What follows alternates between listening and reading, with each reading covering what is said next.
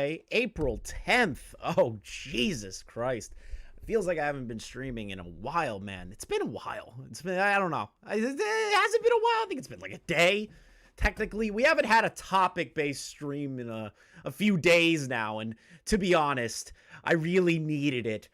I want to give a shout out particularly to one person who kind of like put this out there into the ethos first.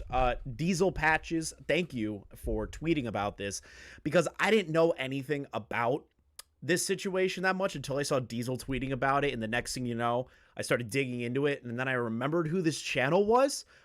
We have copyright strike infringement from CGP Grey, a 5 million sub channel. We have a situation involving Ninja's brother, who allegedly has doxed another streamer. And we have some updates to the Creator Clash stuff. But you know me, chat. You know me. You know I love making fun and shitting on copyright abusers. It's my favorite topic. Let's get started. Hello, hello. Welcome to another stream, people. Yes, I have the fit today. This is going to be an interesting one. We're going up against a 5 million subscriber channel. We are also going up against Reddit's golden boy, known as CGP Grey. This individual is interesting. I've dug around and I've found some things about this person, and I've dug through their channel and other instances that they've had with other streamers, right? This person doesn't like their content being reacted to. Now, normally, I'm like, you know what? If they're cool with it, they're cool with it. But there's never been like an express 100% like go fuck yourself, stay away from my channel sort of shit, right? The problem is that this individual decided to take the nuclear option and falsely copyright strike a react channel, a historical react channel, known as Vlogging Through History. Now, with Vlogging Through History, it's actually a very decently sized channel. It kind of got screwed over.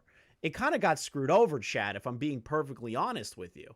And it's kind of funny that this larger channel thinks that they have the right to do this in the first place. Now, I understand the argument, and I'm seeing a lot of dipshits on my timeline. I'll actually show you guys one right here. I saw it in Wavy Websurf's tweet about everything. Let me pull that up real quick. I screenshotted it because it was so fucking brain dead I couldn't handle it. I'm going to make fun of two people on Twitter real quick before we really get into everything. So I saw these two in Wavy Websurf's quote tweet about the situation, and I thought this shit was hilarious. So I quote tweeted going, "Tell me you don't do research on when someone gets a false copyright strike by not saying it expressly." I wonder what these two people, these two intellectuals on Twitter had to say about a man's livelihood being put at risk for a false copyright strike. Yes, false copyright strike. And I am going to say that a lot. It's a false copyright strike, CGP Grey. Now, mind you, I'm going to piss off a lot of Reddit. So make sure you spread this all over Reddit, chat. Make sure this live stream gets sent everywhere on Reddit, because I want all the people who love Reddit to hate me. That's my ultimate goal in life, is to have Reddit hate me. Now, let's read these let's read these over real quick. Wavy Websurf tweets out, you know, somebody's getting copyright striked, it's bullshit, it's all garbage, why are they doing this? I'm kind of hyperbolic here, but it's basically the gist that I'm getting with, right? So, Matty O responds to Wavy Websurf. Very intellectual take here. Somebody who definitely understands copyright and copyright infringement. This dude's a genius. I mean, I think he's well within his rights to do this legally. Tell me that you didn't watch the content that was struck down without expressly telling me that. That's what I'm getting across here. It's just kind of taboo in the community. Unless it's a full re-upload of the original video and it is stealing views from that other channel. I'm talking a full re-upload. No commentary, no additional changes, no additional talking points. Just like when Hassan does this, right? Where he just goes, oh, I'm going to get a drink. And then he lets the video play, right? That's not good. That's a bad reaction channel. That's a reaction channel that doesn't follow copyright guidelines. Pokimane eating food on stream and going, hey, that's kind of funny.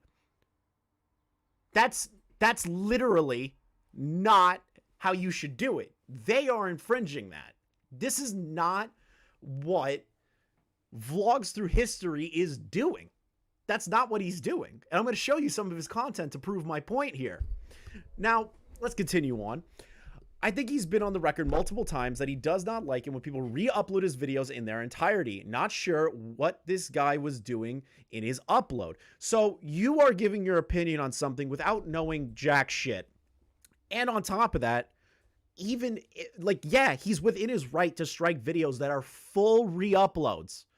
Re-uploads. Notice what you just said here. When people re-upload his videos in their entirety. Do you not see what you just said here? Did you not see that? Because that is okay. But when somebody adds commentary to something and stops, talks about the video, extrapolates further on it, builds more points on it, gives their opinion on that thing, that is transformative. That's transformative. I can't believe I'm having this argument again. Then there's this person who I cannot believe that they even know how to, like, breathe. This person thinking that they know how to breathe is incredible.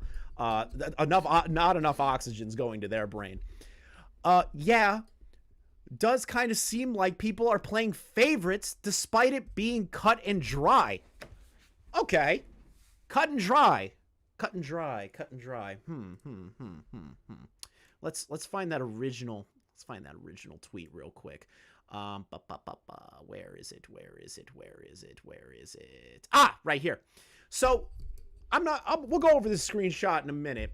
To play devil's advocate, they raise an interesting point to the reasons of their strikes. I respond with, you haven't seen the other channel's content then. But hold on. They're saying that it's pretty clear cut and dry. They're saying it's pretty clear cut and dry what's going on here. What's their response to me? I haven't seen either channel's content, to be fair. But you say it's cut and dry. Like you know what's going on. Do you want to know what's funny, chat? Do you want to know what's funny? Look at this. Look at the timestamp. This was posted before this. So he told me he hasn't watched the content and somehow within 7 minutes has already determined that it's clear cut and dry. This person, Galarian, I don't know how to pronounce your dumb fucking username that definitely was made because you're a virgin. You're an idiot. You're like an actual fucking dumbass. So please shut the fuck up and let the professionals speak and people that actually know what the fuck's going on here. So please shut your mouth. Shut your mouth, you whore. You whore! Disgusting slut! That's what you are. Anyways, let's keep going into it. So, right here, CGP Grey. CGP Grey is a very large YouTube channel amassing over 5.8 million subscribers. This channel has been going on for years. It's known, and I got filled in by Wavy, it's known as the Golden Boy of YouTube, known as the Golden Boy on Reddit. This is a very beloved channel on both platforms.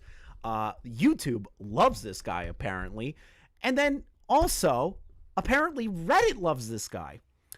This guy makes videos about history-related topics, the Electoral College, Groundhog Day, like anything you can think of. And he does informative videos based on this information, right? Like some of them experiment with the YouTube comments, and it's all based on like this PNG character. It's like the guy that does those really raunchy game reviews on The Escapist, no punctuation, same exact art style almost.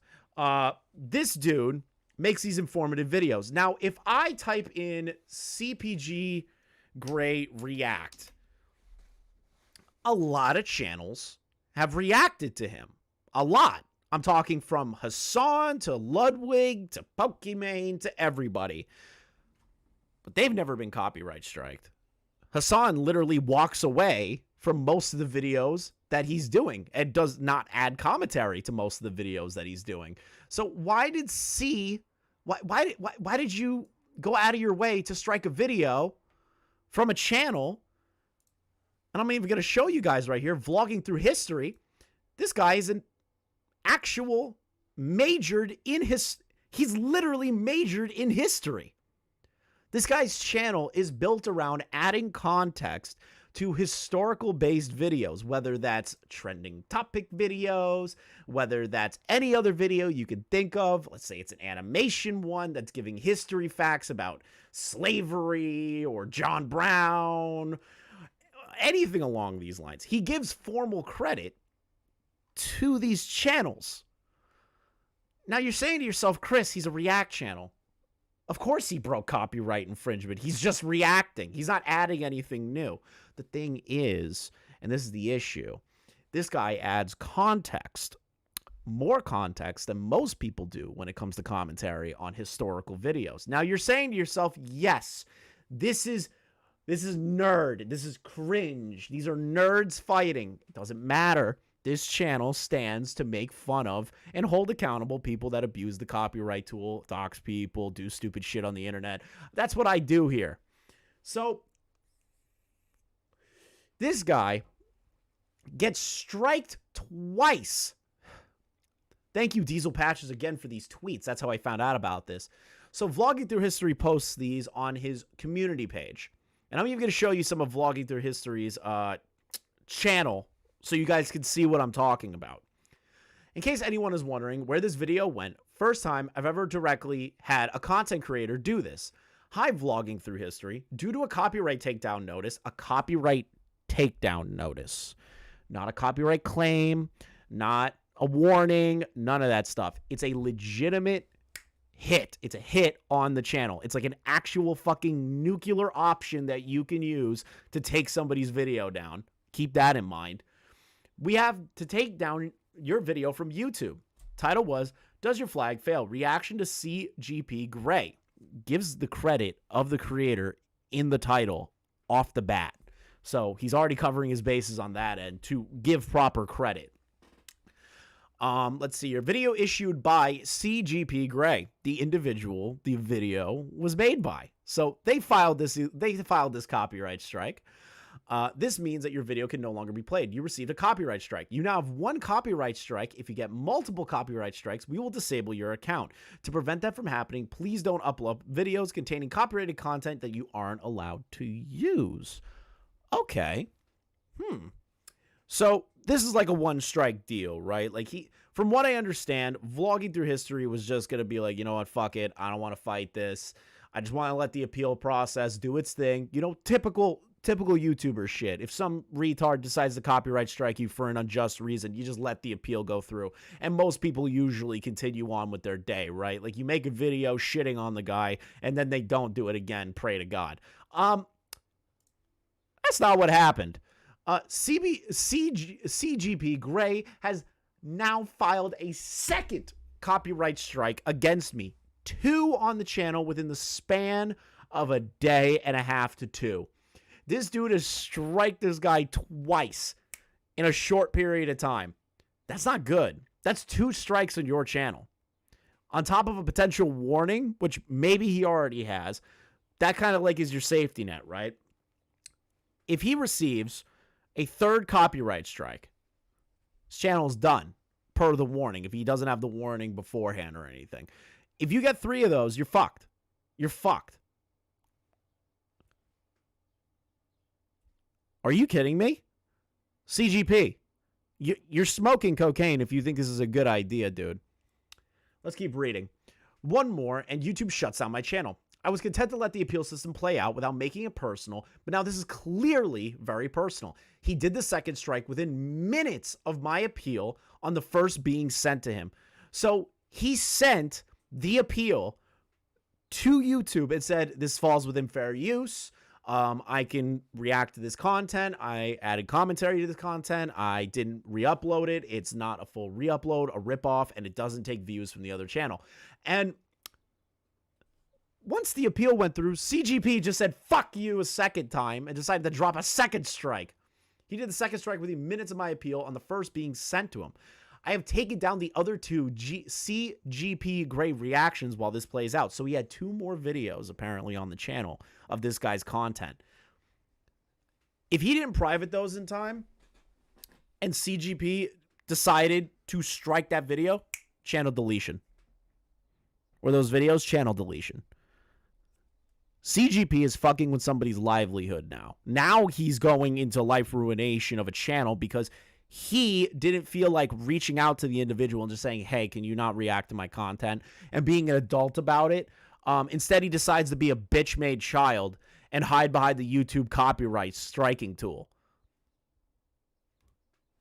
You know, not everybody, even if he's gone on record and said that, not everybody's going to fucking know that all the time. And maybe, just maybe, vlogging was just thought it was a good video and reacted to it and gave you props and gave you credit and everything and went out of the way to give you the just credit that you deserved, CGP. But no, CGP had to go in a completely different direction. He had to go towards the idea of life ruination through copyright strikes because he can't fathom the idea that somebody is, yeah, making content off of his content, but that's the internet. The internet is all about using other people's content for your content, or using memes, which is other people's content, or talking about current events, which is other people's content, or movie reviews, or fucking anything, game reviews. Those are all commentary and a reaction to the situation. So why is CGP thinking this is a good idea? You're fucking with somebody's livelihood. This is not the fine bro era of you being able to copyright strike or like put TM on all this shit. This isn't it. This is somebody's livelihood that you're fucking with. Somebody who worked their ass off to get to where they are and are just making the content that they want to make. But because you got butthurt and you think that you're entitled, you decide to copyright strike someone. That's how it comes across to me, because he filed the first appeal. And then when that appeal came back to you, you copyright striked a second video. For what reason? These weren't full re-uploads to his channel. I could tell because I go based on his previous content and the content leading up to the ones that were taken down.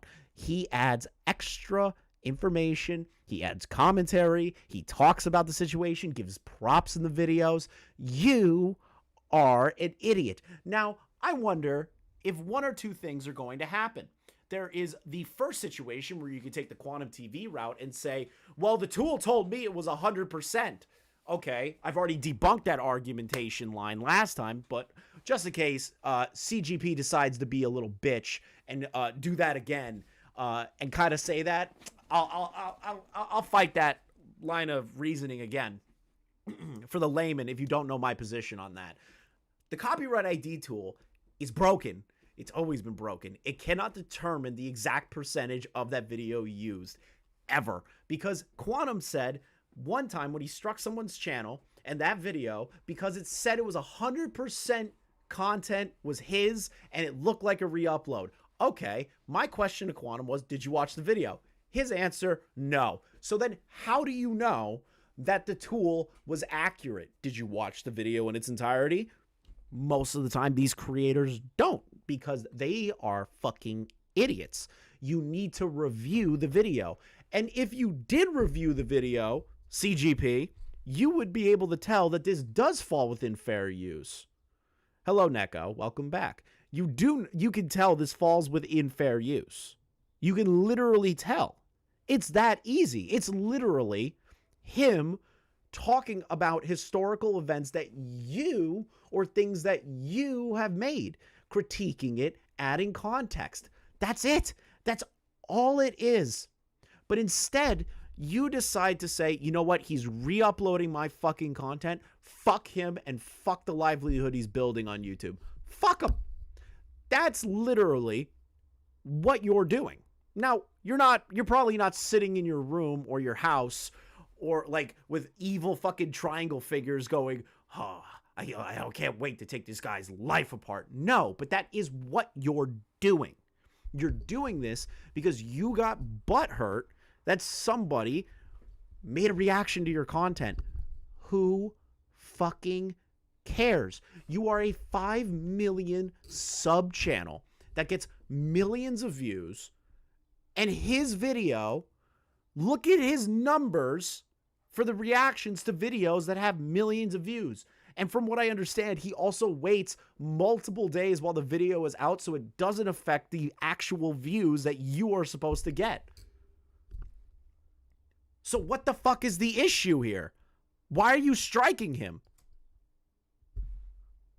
It's as plain as day that you're just upset that somebody is talking about your content, or that you have a warped preconceived notion of what your content is and what reaction content is or commentary content is. You have this warped perception. And that's kind of fucking ridiculous, because here's an example of how warped this is. Now, he makes a good point in this, but he doesn't I believe he's putting everybody who does reaction content under this blanket statement, right? Let's see here. This doesn't even begin to cover the outright stealing on Facebook videos or React channels where no talent hacks add a few laughs or nods by side with the original content. Do you see that? That's an entirely different argumentative point right there. If somebody is adding nothing and they're pulling a Jinx, or if they're doing a Pokimane or a Hassan, then you have an argument here. But that's not what is happening in this exact moment. And he's got a point here. But it's funny to me that he doesn't realize the difference of this, his point here, versus what vlogging was doing. Let's read this. Indeed, one day, YouTube creators need to explain to me how someone watching complete video of mine while eating lunch and adding a couple of comments is fair use. Meanwhile, using a few seconds clip from something on Disney can be an instant irreversible copyright strike. Okay. So you're already making my argument for me. Somebody doing nothing to add to the video, fine. I can concede on that point. But that's not what you're doing with vlogging. I can literally pull up, let's just grab a random video of his. Let's see this one. They are both. I am back from Tennessee, where I spent a couple of awesome days on the Shiloh battlefield. Got to meet a whole bunch of fans of this channel. And now, it's not content for everybody. It's not. It's just not content for everybody. I'll be honest. I really will be honest. But this guy's providing commentary. And if you were one of those folks who came, thank you for taking the time. We had people who came from Delaware and Illinois and say hi in a comment in one of the videos, so I appreciate their support as well. Let's make sure we're giving them as much support as they whoa. Hold on. Series, they take the time to come over and say hi in a comment. Thank you for the gifted member, Neko. Thank you for starting us off as well. Let's make sure we're giving them as much support as they give us. Let's go ahead and dive into part 4. Pennsylvania, August 19th, 1859. Frederick Douglass meets John Brown in the empty quarry, bringing along his friend Shields Green, an escaped slave who has lived with Douglass for a year as a bodyguard. Brown, in disguise, tells them that his operation is almost ready. He's waiting. He has men in position near Harper's Ferry, ready to raid the federal arsenal and take hostages. Harriet Tubman will also alert nearby slaves to join the uprising. But what he needs now is Douglas's help to rally and inspire those recruits. So we hear a lot about the Harper's Ferry raid in school. Now, is that a full re-upload of somebody making like mild contents and then mild commentary while eating food? Is that what's happening here? No. He's literally, and I know it's crazy, React content is not very fucking hard. It's not. It's not hard. I will tell you it's not hard because I'm doing it now. But the issue is that this still falls within fair use. Adding your commentary and your context to it and your opinions on things while engaging in the video is fair use. It's been fair use for fucking years.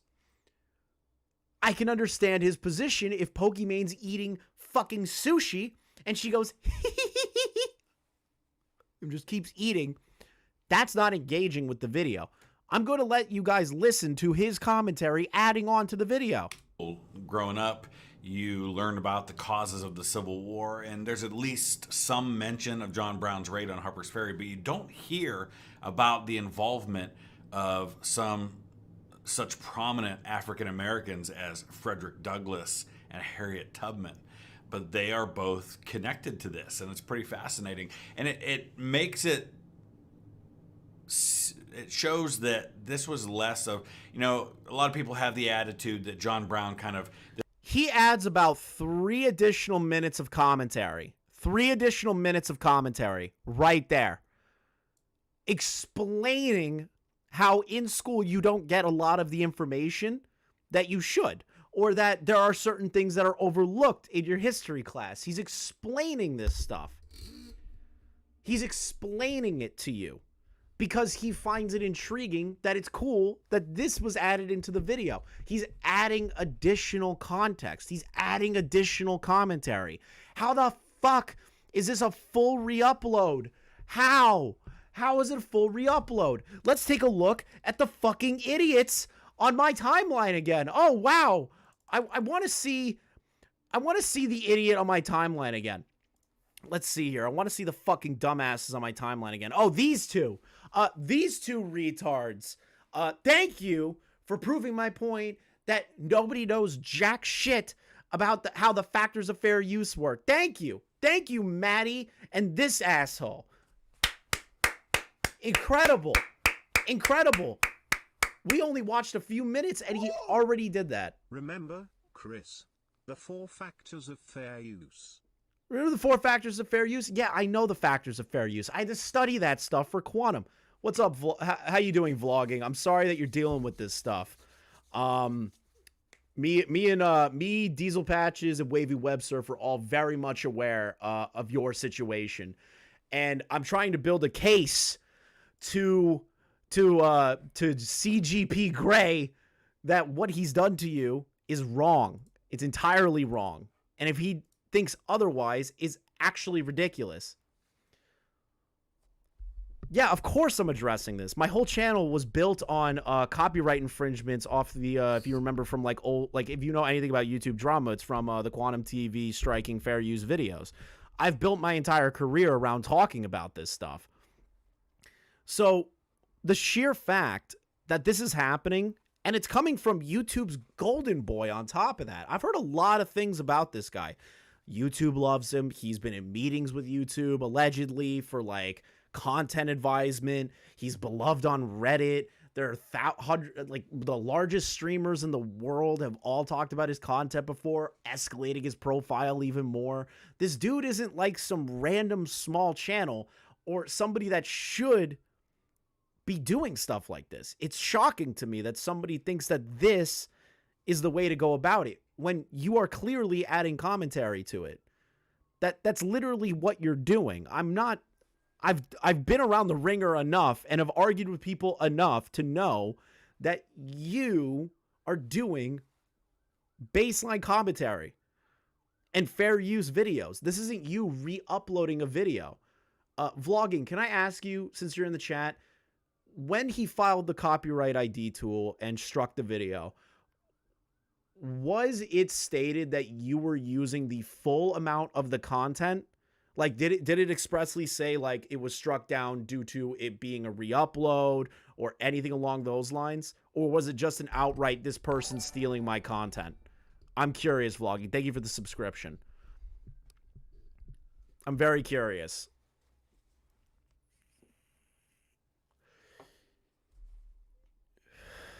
Let me check and tell you exactly what it says. Yeah, that's important, because if he says it's a full re-upload, that is incorrect. That's actually an incorrect copyright infringement filing, which means that he could be sued for that.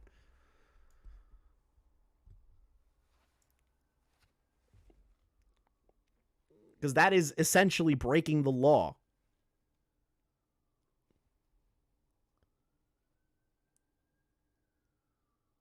That's essentially what's happening. If somebody files, it says nothing about the reason. That's interesting, because if you know anything about the copyright ID tool, and it's kind of funny, it gives you options on what you're able to strike it for. So if somebody uploads a video and it's a full re-upload, and you want to strike it, it says, it gives you options, right? I can literally probably dig it up in my copyright ID tool right now. Let me see here. I'm just going to pull up my YouTube studio. Let's go copyright. Okay. Let's see. Oh, nope. Totally different thing. Removal requests. New removal request. Okay. Standard request. Secondary email. Relationship to the copyright ID. Add the video.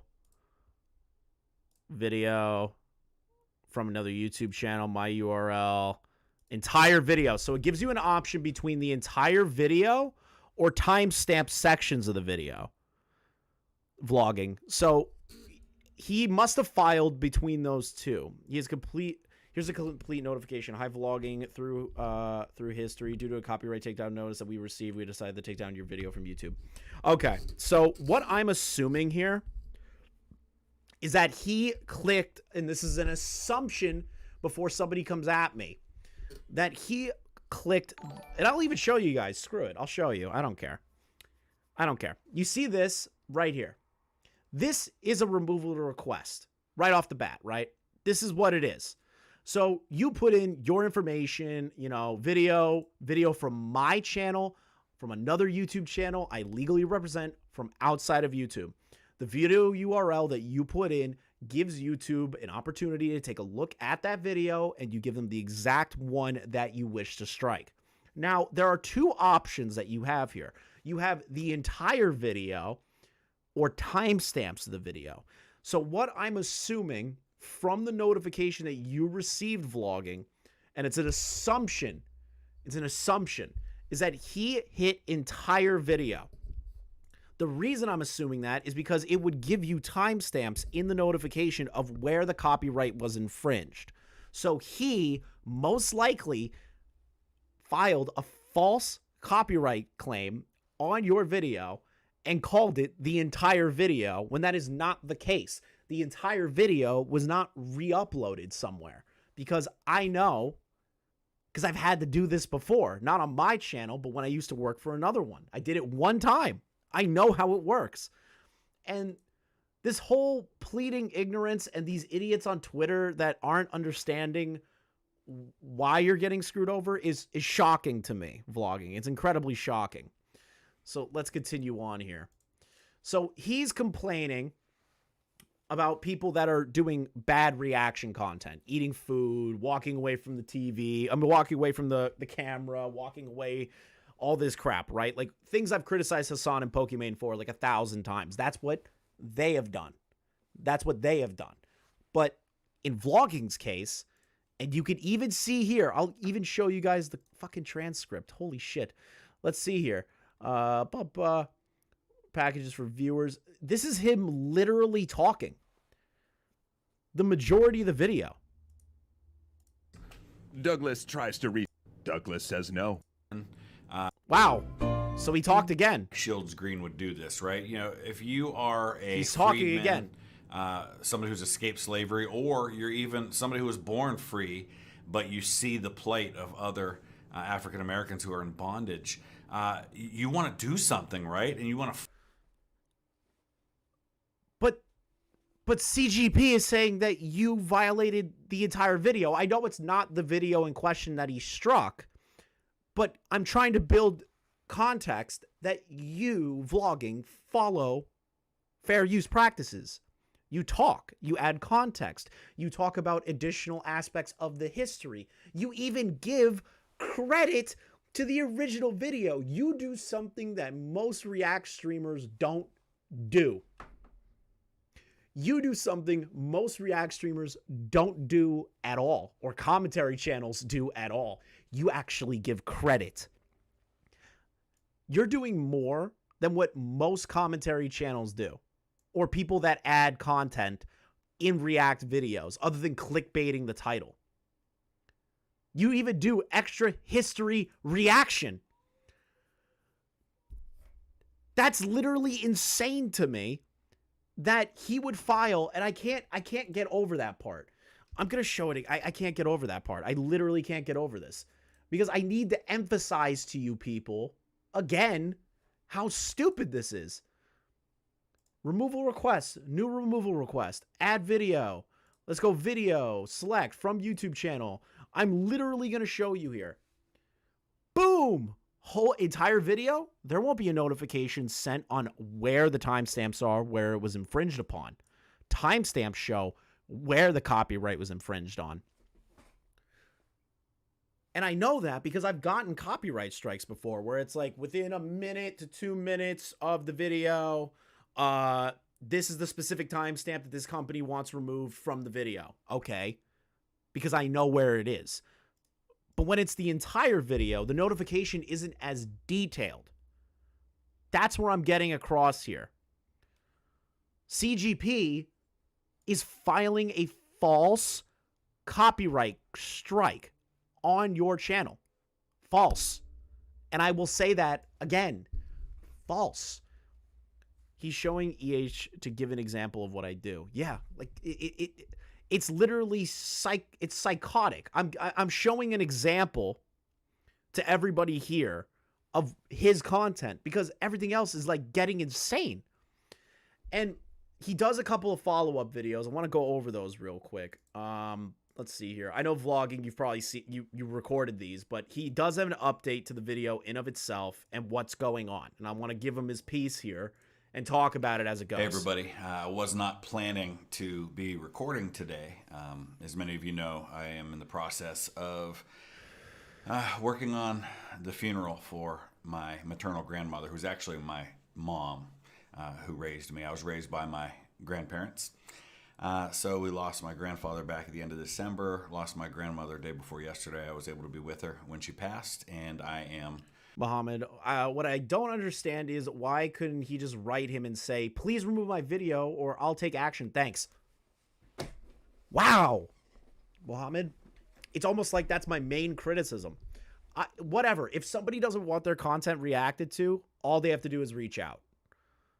It's that easy. Because what you're doing now, this is the issue, right? This is what a lot of these larger channels do, or people that don't like criticism do.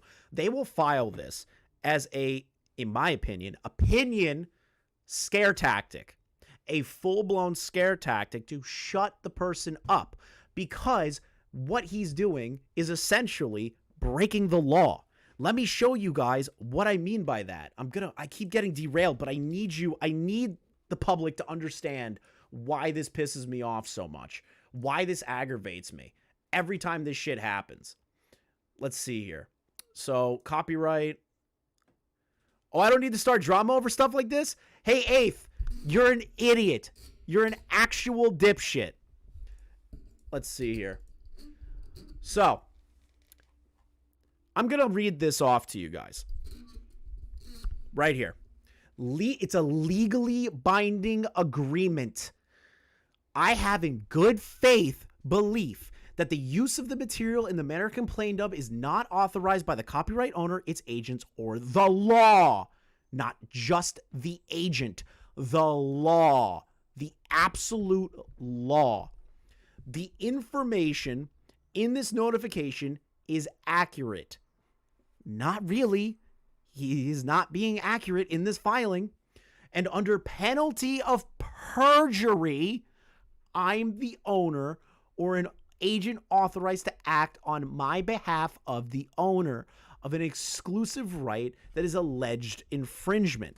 I understand that the abuse of this tool, such as submitting removal requests for content I do not own, may result in the termination of my YouTube account. Now, for the less developed brains in my chat right now, a transformed video with commentary in the sense of vlogging, that's his content. It's added more information to it. It's commentary. It's adding more context to the video. That is transformative, which means that that is his content, his own words, his voice, his opinions, and his overlay of the situation is his content. If you don't like that, you don't understand copyright law. And this right here is breaking the law if you are filing it incorrectly, which is true, because if you're filing right here the entire video, that is not true. It's not true at all. It's not true at all. It's not true. You, Aura, the idiot in my chat that definitely sniffed glue until they were the age of however the fuck old you are, is showing that people don't understand how the copyright ID tool system works. A copyright strike can ruin a channel. Period. It could destroy someone's livelihood. It could remove them from the platform. And it's subject to a potential lawsuit if used incorrectly. Look at the H3H3 Matt Haas lawsuit a few years back based around reaction content and commentary content. Use your brains. Please, use your brains. How many times do I have to repeat this every time this crap happens? And no, he did not defame CGP. He did not defame him at all. And if you think vlogging defamed him, you are just a Reddit coomer that doesn't know anything about the situation. So congrats. Holy shit. Let's let vlogging state his case and the information and the updates that have come forward. Doing the funeral. But whoa, hold on. Wait a minute. I forgot about this. And I want to consider condolences to vlogging's grandfather. I'm sorry to you and your family that you lost a family member and then all this stuff happened. So I'm genuinely sorry that this is something that's continuing on. Father back at the end of December, lost my grandmother day before yesterday. I was able to be with her when she passed, and I am doing the funeral. But so I was planning on taking a couple of days off, and I don't mention any of that for any other reason, just to let you know why I'm not making any content at the moment. But this was too important to go without addressing. Many of you have seen my posts about this, and so I want to talk a little bit about what's going on right now with these copyright strikes that are coming from the channel CGP Grey. So in this video, what I want to do is a couple of things. Number one, just explain what's going on and what is happening with that and what the process looks like. I also want to talk a little bit about just the nature of how this kind of stuff works on YouTube, how reaction videos work. Aura, over a nothing burger. Okay. I know vlogging doesn't know my content, and he's probably going to be shocked by some of the words I'm going to say here, and a lot of new people are going to be very shocked by my wording here. Aura, your parents should have dropped you on your head 50 times in a row to unscramble your brain. Do you understand that a copyright strike can ruin someone's channel? It takes it out of commission. It can destroy someone's livelihood. It can ruin them. And if it's filed incorrectly, there is a lawsuit that could be preceded from that. Do you understand? Do I need to repeat myself a second time on that before it gets through to your Reddit Coomer head? Do I have to repeat myself? Work and what the legality of those things is, which is all a pretty gray area, and what the responsibilities are of a reactor versus an original content creator, and how much power do original content creators have when it comes to people doing reactions to their content. So I'm going to try to address all of those things as best I can in this video. So first, let me explain exactly what's been going on the last couple of days and how that process works behind the scenes for those who aren't familiar with it. Anytime someone does a reaction video that includes someone else's content, or if you use a clip from someone else's video, let's say that I use a 30-second clip from a movie in a video that I make. Anytime you use content that has been previously uploaded by someone else, that someone else gets a notification that that content has been used, and then they have the choice to either do nothing or they can respond with a couple of different tools that are available to them. Which we went over those tools. There's different ways of filing a copyright infringement. You could send a warning, which gives the creator 7 days to remove the video. Gives them 7 days. It's a 7-day warning where you guys can talk it out like men. Or you could do the bitch made option, which is nuke the channel and the video right off the bat. Those are your options. But instead, CGP decided to go the bitch made option and click the nuke button. How do you not see that as an issue? And so I've had that happen a few times. For example, my friend Rob from History in Your Hand did a reaction to my video from the Somme battlefield, and I got a notification that said, hey, this amount of your content has been used on this channel. And then you can just ignore it and do nothing, or you can act. And there's a couple different ways you can react. Number one is you can claim that content and monetize it, but not demand that it be taken down. So for example, when I do reactions to Sabaton songs and I break down the songs and I talk about the history behind the song, their record label always claims the content. The content stays live, my reactions stay up on the channel. I don't receive what's called a copyright strike, or in any way does it damage my channel's standing. I just don't make any money from the ad revenue. The ads run, I don't have any control over that.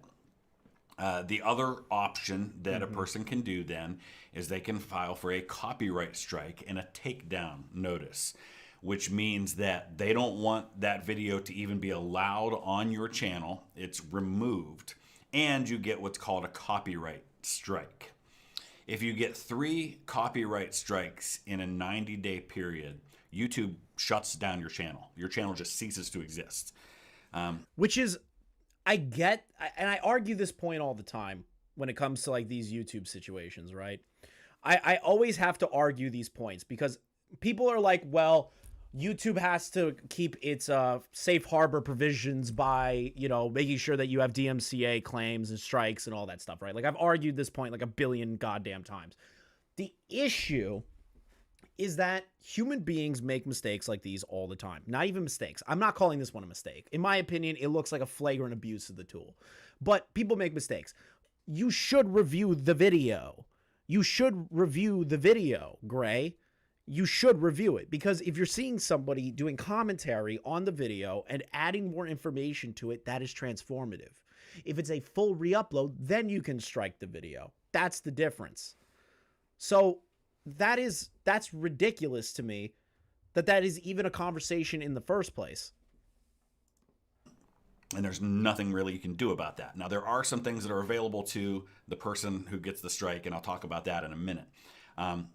But all of these tools are basically taking the word of the original content creator, because YouTube has already automatically detected this stuff. It's giving credit to the content creator, the original content creator, and they are the one who are in a position to decide whether or not the copyright strike happens. And that's the issue, is a lot of people just see the number, like 80% of the video is not within fair use from the ID tool, and then people will strike it without looking at it.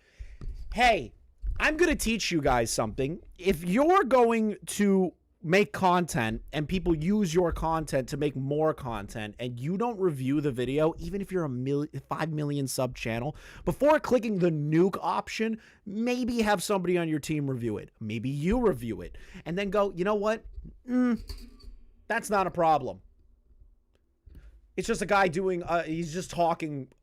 He's just adding more context to the video. He's not re-uploading the video. Because I know a lot of idiots try to hide behind, well, it said it was 100%. That's not a good enough excuse with me. YouTube isn't reviewing this. They're not looking at it and trying to determine, is this valid or not? Because their system has already said that person uploaded that content first. It is assumed that they are in a position to be able to do that. So that's part one of all of this. So then, where are things as far as this goes with CGP Grey? So I have done, in total, over the last year and a half, 5 reaction videos to CGP Grey content. Now, if you're not familiar, which good job on you vlogging for like getting rid of those 2 other videos before you struck those. It completely destroyed your channel. Thank God you did that. Here on my channel, if you're finding this separate from having watched my content, primarily what I do is I take videos that are in the realm of talking about history, and rather than doing what one might call a traditional reaction, what I'm really doing is kind of using the video as the textbook from which we are then taking a deeper dive into the topic. So for example, I did one about something called rules for rulers. And so as he's describing this system of rules for rulers and things like that, I am drawing parallels from history and talking about examples that applies to give some. And that is fair use. Gray. Hey, Gray. Hey, Gray. Hey, Gray. Hey, Gray. Hey, Gray. And to the Reddit losers that worship him like a god, that is fair use. That is fair use. What I am doing right now is fair use. Do you got a problem with that? You got a problem with that? Do you have a problem with that? Then you need to get the hell off YouTube, because you don't know what the hell you're doing anymore. I don't care how long you've been here. I don't care if you're YouTube's golden boy.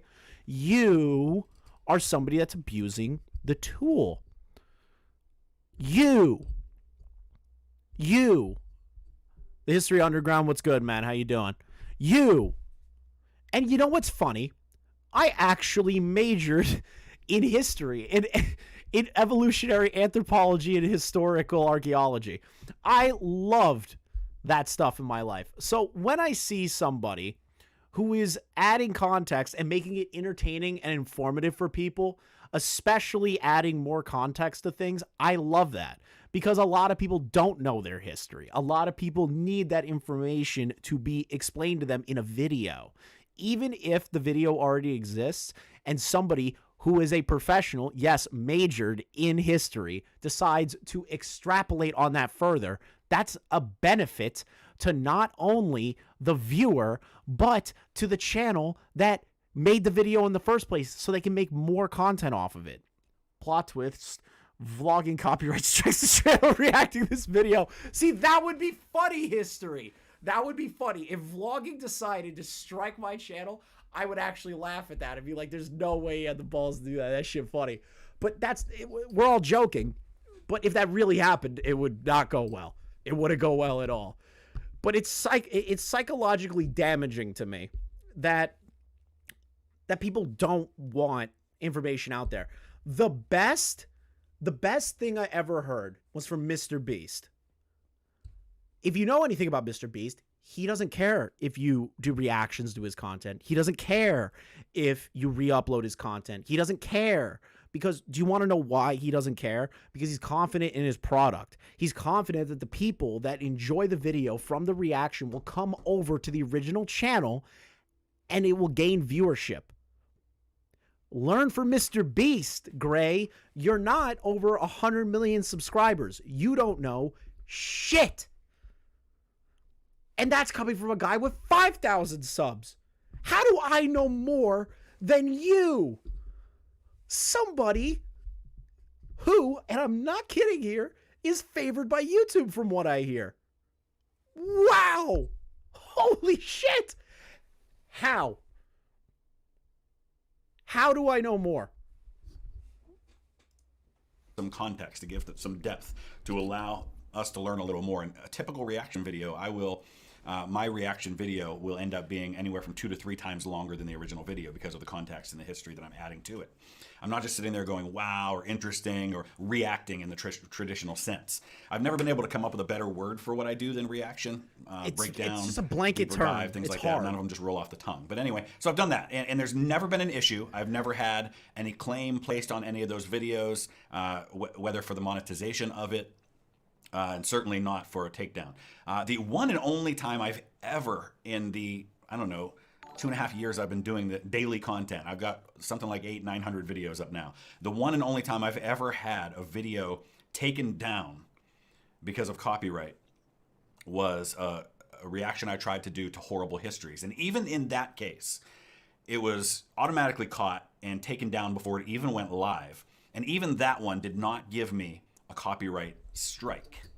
Because the copyright strike is like the nuclear option, because I'm so glad someone else in this world calls the copyright strike a nuclear option. Do you know how many idiots on Twitter are trying to defend Gray right now vlogging? If you didn't watch the beginning of the stream, which I don't think you did, there are dumbasses in Wavy Weft Surf's Twitter right now, and Diesel Patches and mine, that are trying to vehemently defend what the copyright ID tool is doing and the strike system. It's a nuclear option if you strike the video. Nuclear. Period. And the end. Nuclear. It ruins your channel. And funny enough, it actually kills your standing in the algorithm too. Did you know that, Gray? Or did you not pay attention to the meetings that you allegedly have had with YouTube in the past? Of the fact that 3 such strikes can completely shut down your channel. And so it's used very sparingly, and really it's kind of a punitive thing that is happening. So this situation, then, what happened is that a couple days ago, I received a copyright strike and takedown on a video that had been up for, I think, 3 or 4 days, which was my reaction to CGP Gray's video on flags. Now, I tried to respond. Which I'm going to say to you, vlogging right here, you do more than I do. If if a news video drops, right, like a video that's based around like commentary community shit, that's what I do. I'm pretty on top of that immediately. I'll show the video and I'll say, yeah, we're talking about this video and this situation, and I'll build the context to it. But you wait the additional like 3 to 4 to 5 days, maybe a week. You let that video grow, and you do more than most channels that do react content do, where they'll do it like the day of. How does Gray think this is a good idea to strike you? You're one of the good ones. In a very non-personal way toward that. Okay, so I don't agree with it, and I'll explain why and how all this works when it comes to copyright and reactions in just a minute. It was unusual in that it didn't happen instantly, and it was a manual thing. So for those who might be questioning whether or not this was done by a third party, kind of like what happened a while back with Oversimplified, that is not the case here. This was done directly by the content creator, and it was a specific manual act that was done. He would have had to have gone in to his list, and there have to be hundreds of these, because I looked this morning and there are hundreds of reactions to CGP Grey videos that are still up, that have not been given takedowns at this point. Maybe he's still working his way through the list, I don't know. But there are videos with tens of thousands of views, reactions that are live, even to some videos that I've had takedowns on. So he had to manually go in, bypass the idea of just claiming the content but leaving the reaction up, or demanding it takedown, but going right to the nuclear option of a takedown with a copyright strike. See, that's the issue. And I saw some people on Twitter being like, he's within his right to strike the video. No, he's not. We've already proved that he isn't. Let's go the step further. Well, how come he could have just reached out to him? Yeah, yes. If somebody has an issue with you reacting to their content, DM them and say, hey, I'm not really comfortable with you reacting to my content. Can you please not do that? I'm pretty sure vlogging doesn't seem like the kind of guy. I don't know him personally. I have no vested interest in him outside of talking about the conversation, right?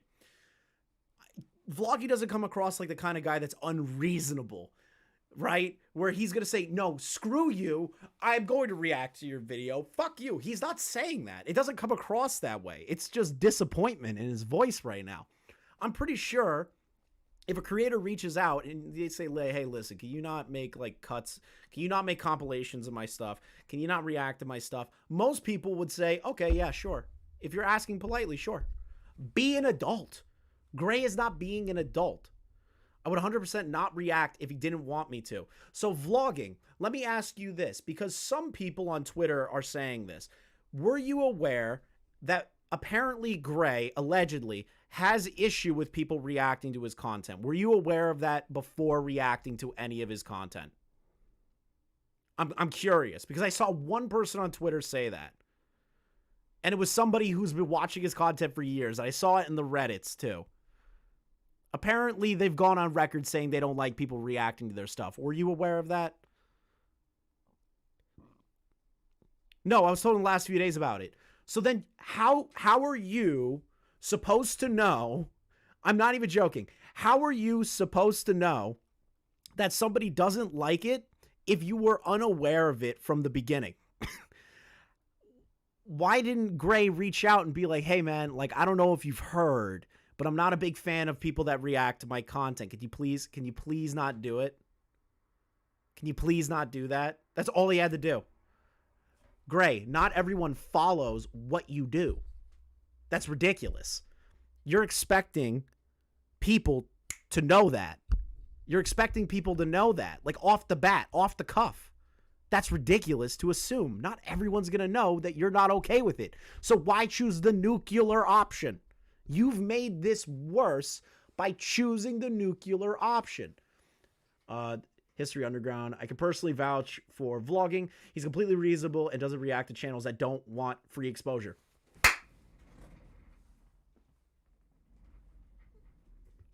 So then, yeah, I'm 35, 3 kids, and a life outside of the internet. So yeah, this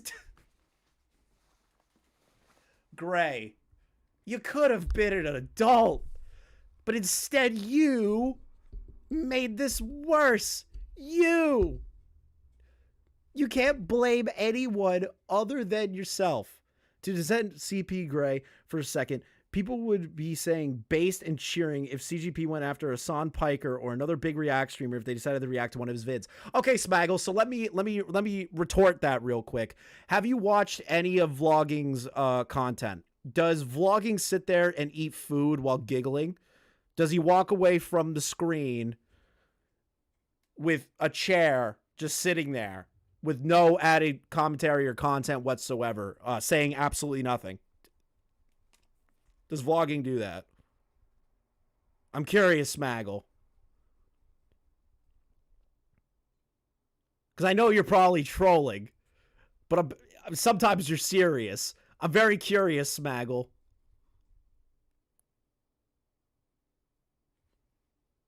The main criticism of all those React streamers is that specific aspect. What do you got to say now, Smaggle? God. Which has never been done to me in my channel before, ever, by anyone. So that was part one. But even with all of that happening, I didn't say a word negatively about CGP Grey. Now, there were other people who did that on my behalf. Okay, so CGP getting death threats, bad. All those people, disavow them immediately. But is he free from criticism and to be called out for it? No. All those people that are going overboard, fucked up. Calling out bad behavior, not on the same level. I've had a number of content creators, including... I've seen enough Hassan that he does react to the content and he also doesn't. So have you watched vlogging, though? Because vlogging makes 20-minute reaction videos talking about the context, talking about the information. He's not sitting on a live stream just doing this. Oh yeah, that's fucking crazy. Blah, blah, blah, blah, blah, blah, blah.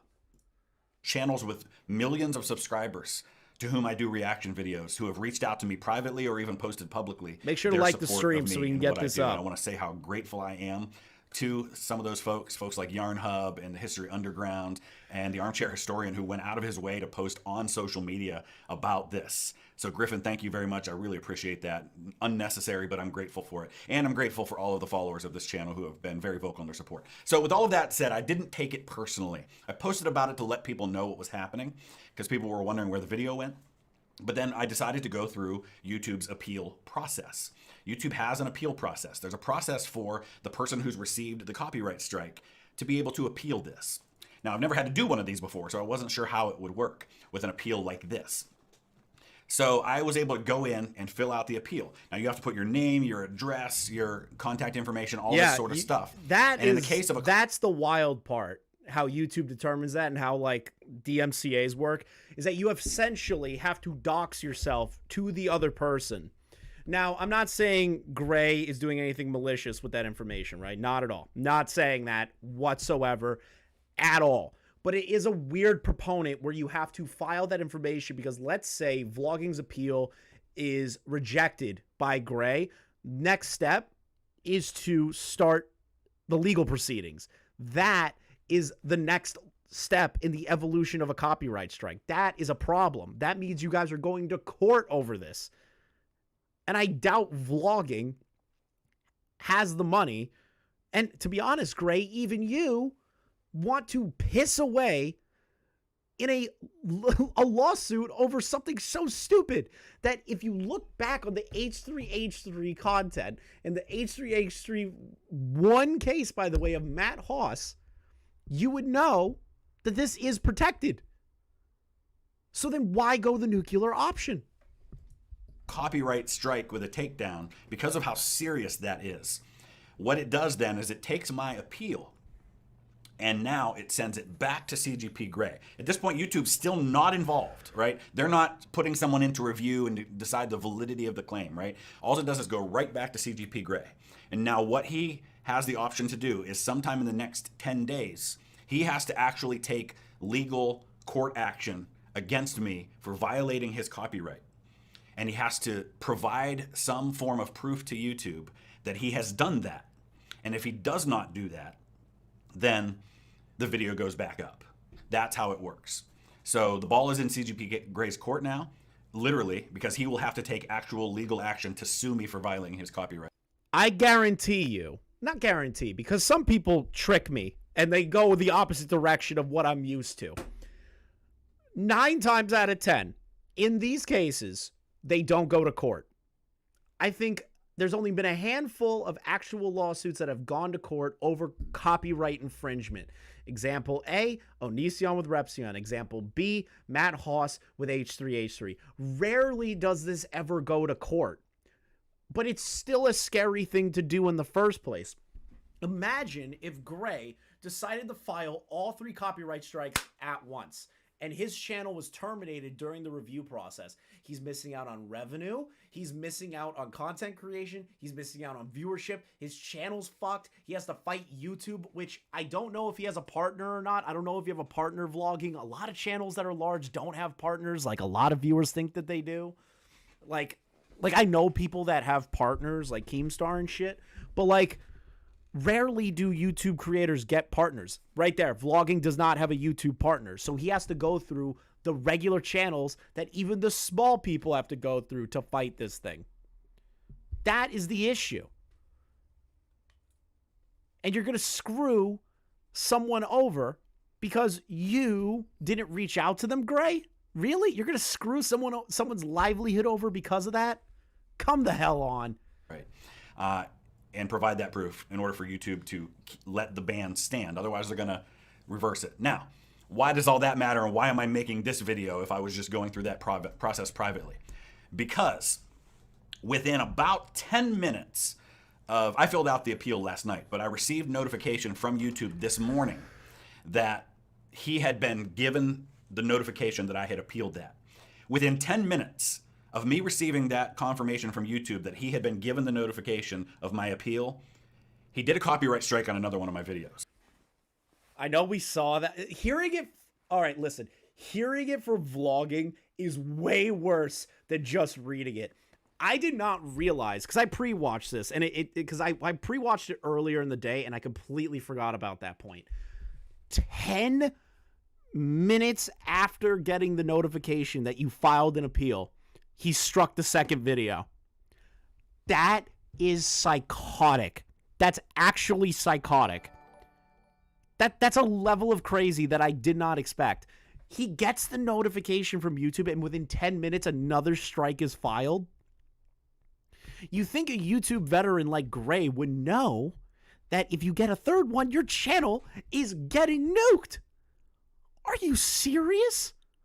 Gray, the hell is wrong with you? One that had been up for, I think, the better part of a month or so. Basically, he went to the next most recent video I did a reaction to of his a few weeks ago. And he did the same thing to that one. So that is my second copyright strike. One more of those, and my channel gets shut down. No ifs, and or buts, no questions about it. And then I have to go through an even longer appeal process. So this is the other thing now, right? So there's a potential that a troll, somebody out of Gray's control, right, can file a false one now. And more like a completely random person can file another complaint or a copyright strike or whatever and completely screw over vlogging now. That opens the door. That opens the door to his channel now being at risk for something fucking stupid. It's insane to me. Also, if you guys do super chats, it does do TTS, and I have to listen to your chatters, and I appreciate it. But, like, it's not about the money. It's about, like, helping out people and getting the voice out there of vlogging. I know I have a very small channel compared to his, but there's a conversation that needs to be had. Oh, my God. It's psycho to me. What about threats of violence were you talking about? Nobody is threatening violence on Gray at all. Nobody wants any sort of violence on Gray. Nobody.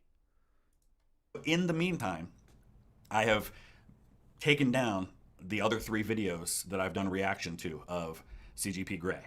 Now, that hurts my channel in the meantime because that's a lot of views that I was getting. Some of those videos were getting tens of thousands of views a day. Is it not going to read it? Somehow QTV influence has returned. Yeah, true, right? Exactly. It's exactly what's happening, Benjamin. It's exactly what's happening. Still, at this point. So that's where this stands, is that this has obviously become... Somehow, there it is. QTV influence has returned. Yeah, I still can't believe that people do this after the Quantum TV debacle. I still can't believe people file these false DMCA claims for no fucking reason. Personal. Because of the timing of it and because of the fact that right after I appealed the first one, he decided to do a second copyright strike. And he has to know what this is all about. Now, I want to observe a few things and let other people make judgments about them. I'm not in a position where I'm trying to pass judgment or say what I think is happening because it's not my bit. I don't have the right to assume what someone's thinking or what their motivations are. But the timing of this does seem to be interesting. I'm told... I think the timing is very blatant. Not just interesting, it seems blatant. Has CGP addressed this in any capacity? Not that I am aware of. I don't know. I haven't seen a video uploaded onto his channel or anything along those lines. Let me double check here. No video on his channel. Let's take a look at his community page. Last update was 11 days ago. Let's take a look at his Twitter page. I do not see anything in regard to any sort of public, any sort of public response to this whatsoever that I am aware of. Most of this is probably going on behind closed doors between vlogging and CGP, or CGP is just working with YouTube and working through the YouTube channels instead of talking to the creator directly like vlogging. Instead, he's doing some bitch-made shit. I'm not seeing anything in the replies. I haven't seen anything. Not a single tweet about this. I've been looking all day to see if he was going to make a response. I haven't seen anything.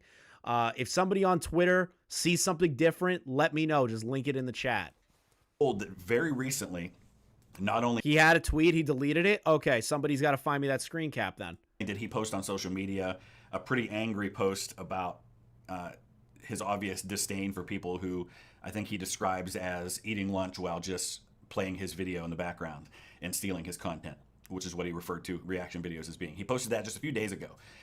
Yeah, which we went over that, And funny enough, Ludwig commented on this. It was 2 years ago.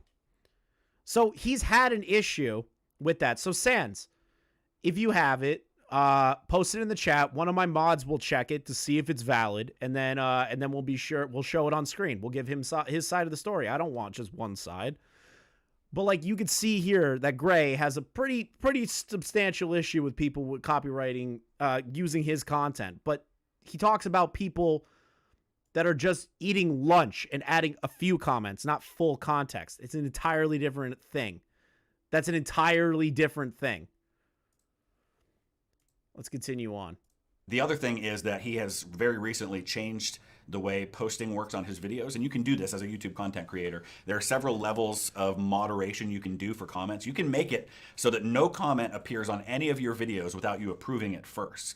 You can also have a list of approved commenters, and only people who are approved commenters can comment. And that's where he's at, and I think you have to go to his Patreon. I don't know that you have to actually sign up as a paid member. I don't know if that's the case or not, but you have to go and register through his Patreon in order to be able to be approved as a commenter. So what? You have to be approved to even comment on his channel?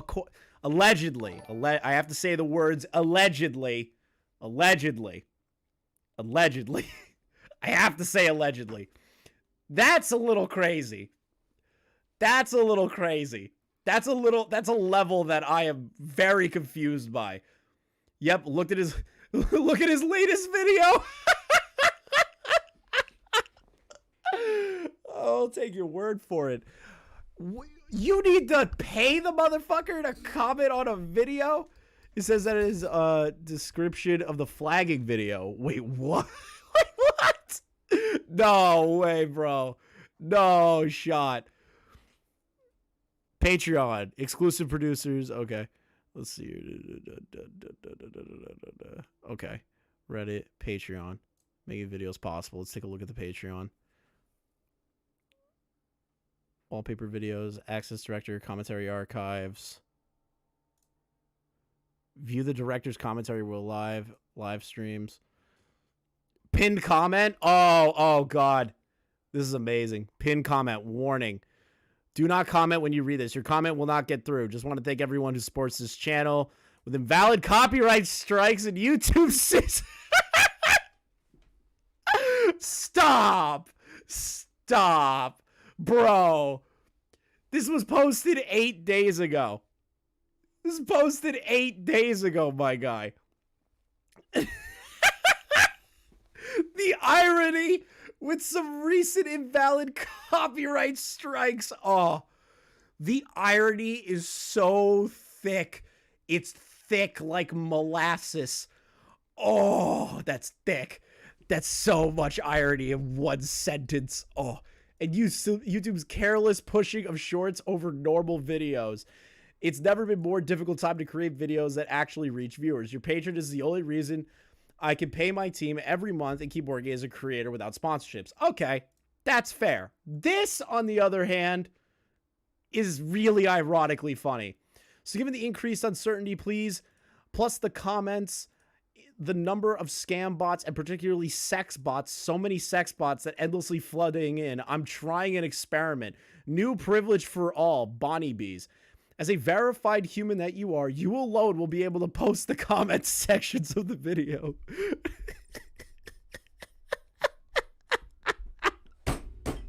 No way! Dude, not even DSP does this. DSP, you can make so much money. DSP, you can make so much money. A stupid amount of money if you did this. An exorbitant amount of money if you do this. Oh. DSP, you can make millions. Millions. Ooh. That's smart. That's so pathetic, but it's so smart. Oh. Leave a comment. Send me a message through Patreon with your YouTube name and comment so I can find you. Then I'll be able to approve you as a commentator afterwards. All your comments will be automatically approved. I'm sorry if this is a bit annoying. It'll take me a tedious time to get through everyone, so be patient. But I hope this will get rid of all the bot and scam content, also raising the visibility in the comments of all people who helped the video. Oh, God. So now it's all just positive comments. No sex bots, no scam bots.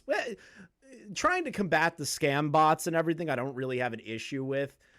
It's kind of funny and kind of sad that you did that in the first place. I think that's hilarious.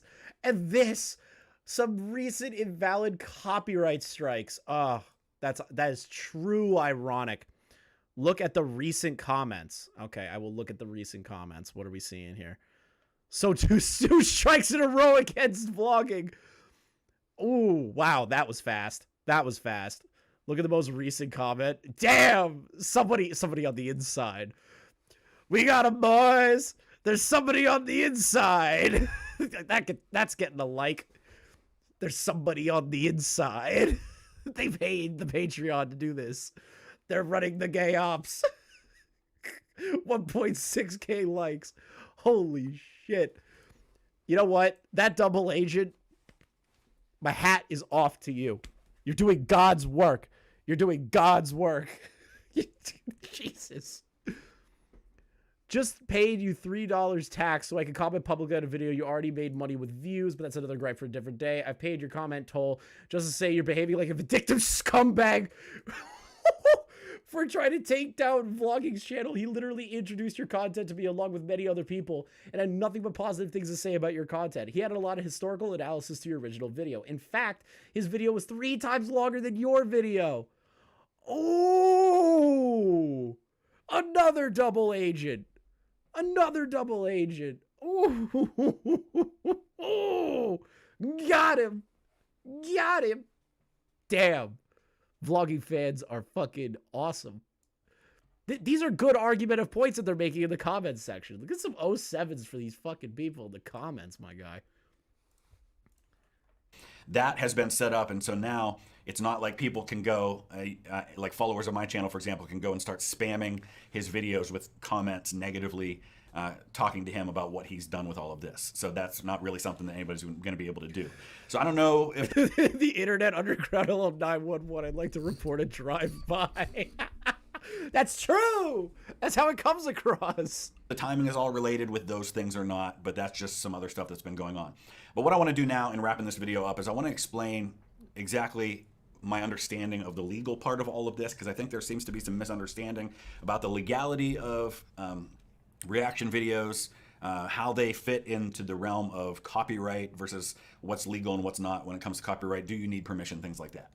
So as far as reaction videos themselves, there's really 2 parts to this. There's the ethical and moral question about reaction videos, and then there's the legal question of reaction videos. First of all, I want to state up front that there are plenty of people who are morally or ethically have a problem with reaction videos, and I have no opposition to people who feel that way. I totally get it, totally understand that, and honestly, I was one of those people too. Was not something I typically was real supportive of or thought very highly of, and it was not something I ever really intended to do. Though I did find myself occasionally, I remember when I was really into Game of Thrones when that show was on originally, I'd find myself watching this bar, I think in Chicago or somewhere, where they put up these videos of them reacting to Game of Thrones, right? And I always thought that was really interesting, and I found myself watching those after I had watched that episode of Game of Thrones. Because some people find reaction content interesting. It adds more context to the situation than anything else. That's like why people enjoy reaction content, because they want to see the person involved with it. It's kind of like, I think the best way to describe it is like sitting with your friend and you guys are like laughing at a movie together or some shit, and you're making comments towards each other and everything like that. I get the appeal on stuff, but the situation being, regardless, is some people don't like it, and that's okay. It's just like any other content. Some people don't like naked yoga. Some people don't like conspiracy videos. Some people don't like commentary videos. Some people don't like politics. It's okay. You don't have to. But it's still fair use content. it's still fair use content. That is the issue that we are all facing here. It is still fair use content. Point blank, period. That's what it is. Also, I'm going to link the Discord for you guys in here. We kind of like police it a little bit because we've had raids before, but if you guys want to join, you can. But the thing is that it's still fair use. That's the thing. It's fair use content in general.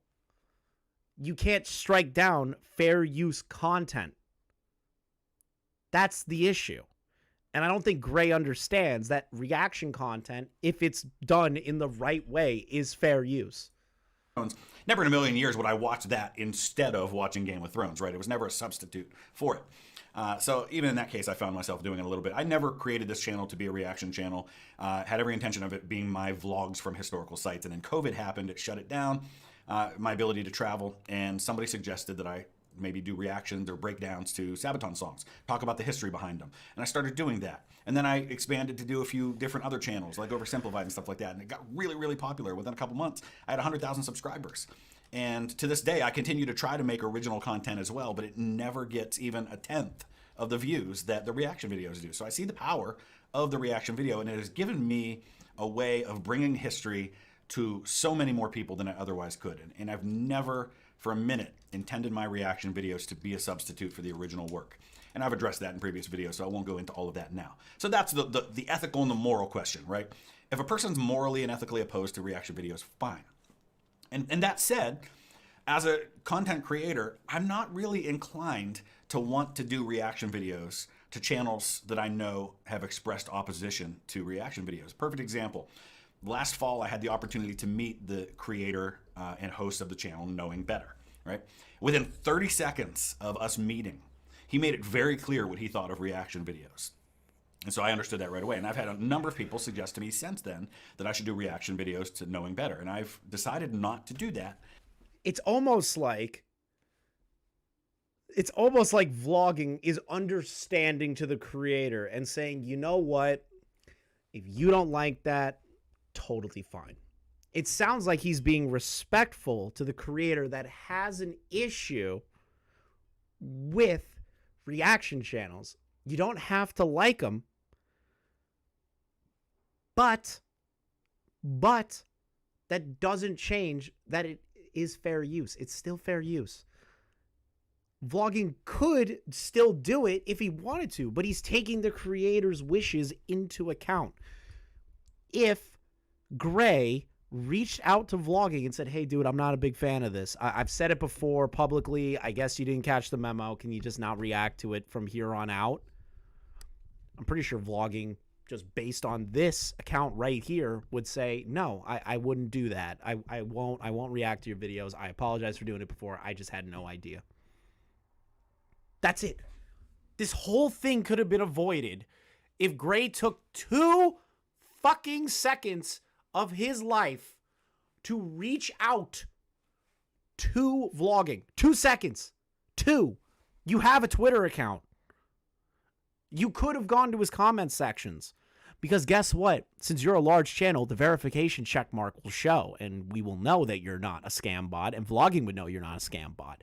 And say, hey man, I'm not a big fan of you reacting to my videos. Can you stop doing it from now on? I'm not comfortable with it.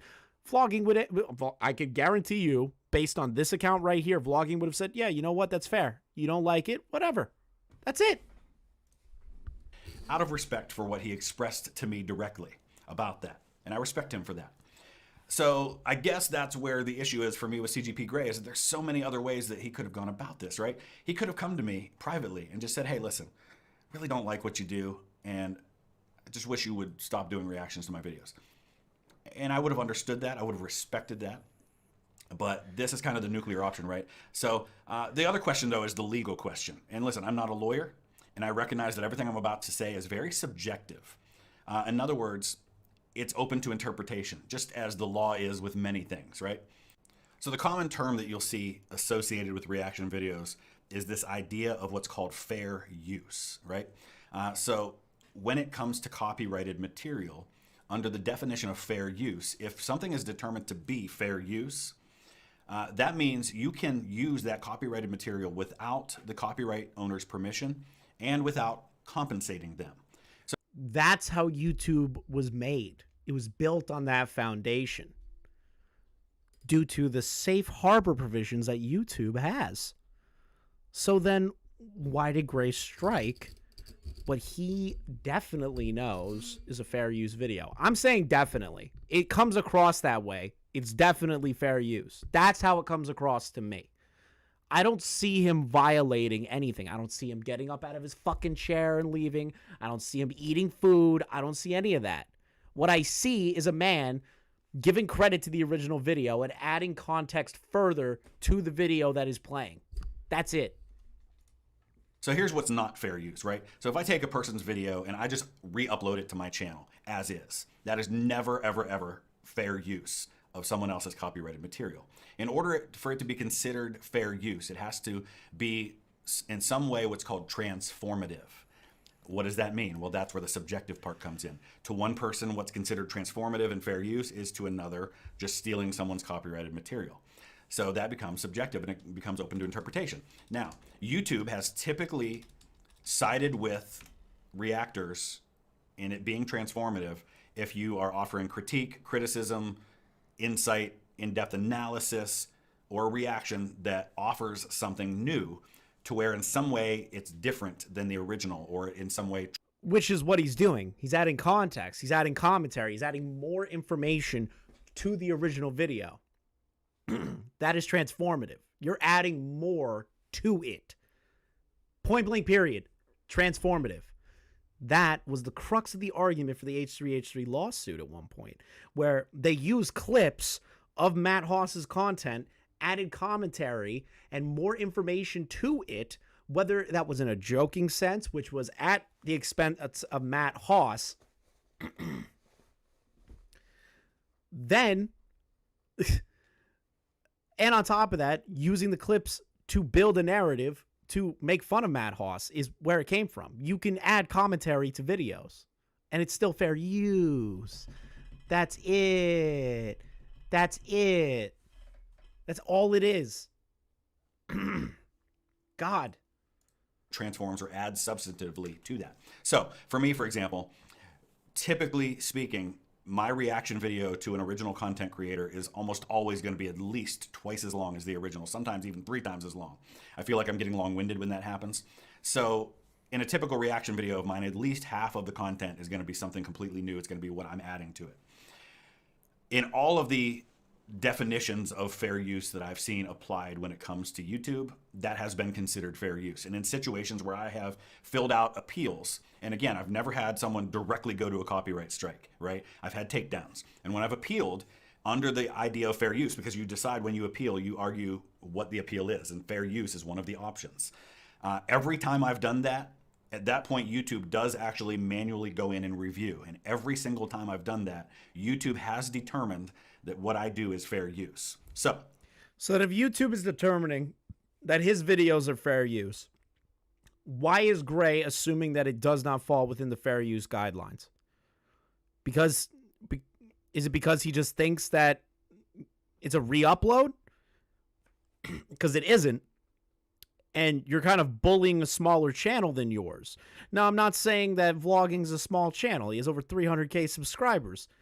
But still, and according to my sources, you, Gray, are favored by YouTube. So then why the hell are you going against what YouTube has said is fair use? Because you're, what's the word I'm looking for? What's the word I'm looking for? An idiot. Oh yeah, right. That's the word I'm looking for. An idiot, an actual brain dead homunculi. That's what you are. I'm literally making fun of you because it's so ridiculous that you thought this was a good idea. In that situation, then, if YouTube determines it's fair use, it doesn't matter what I think, it doesn't matter what you think, and it doesn't matter what CGP Grey thinks. I don't have to have his permission to react to his videos, and I don't have to give him compensation to react to his videos. Now, he could have claimed the content, the monetization, as I mentioned earlier, without a copyright strike, without a takedown. Now, at last note, he was doing okay that way. I've been told that he, when it was still public, before he privatized that information, he was making somewhere real close to about $200,000 a month on Patreon alone. And given the amount of views that his original content gets, he's probably making hundreds of thousands more from ad revenue. Now, I get there are probably some significant expenses and costs involved with the creating of his videos, and I totally get why he would want to be protective of those things. But I can tell you 100% for sure he is not being hurt financially by people doing reactions to his content. And he is not going after every channel because, as I said before, as I recorded this video, I found quite a few other reactions to the very videos that he has hit me with copyright strikes over, reactions to those same videos. Will he get to them at some point? Maybe. Maybe he's working his way down the list based on views. I don't know. But all of that is just to help you to understand what the legal process for all of this is and how that's been viewed. So legally, I believe I have the law on my side. Which, in my opinion, based on all the times that I've seen this bullshit happen, because I've covered this bullshit. I've covered copyright strikes like a motherfucker. It is a problem how many times I've covered this. From Brent Rivera to Quantum TV to small YouTube channels, I have covered this crap. And vlogging, I'm being serious. I think the law is well within your side on this one. I think Gray is stupid for doing this. You don't need to unsub from Gray. Gray just needs to understand that he is entirely in the wrong. Entirely in the wrong.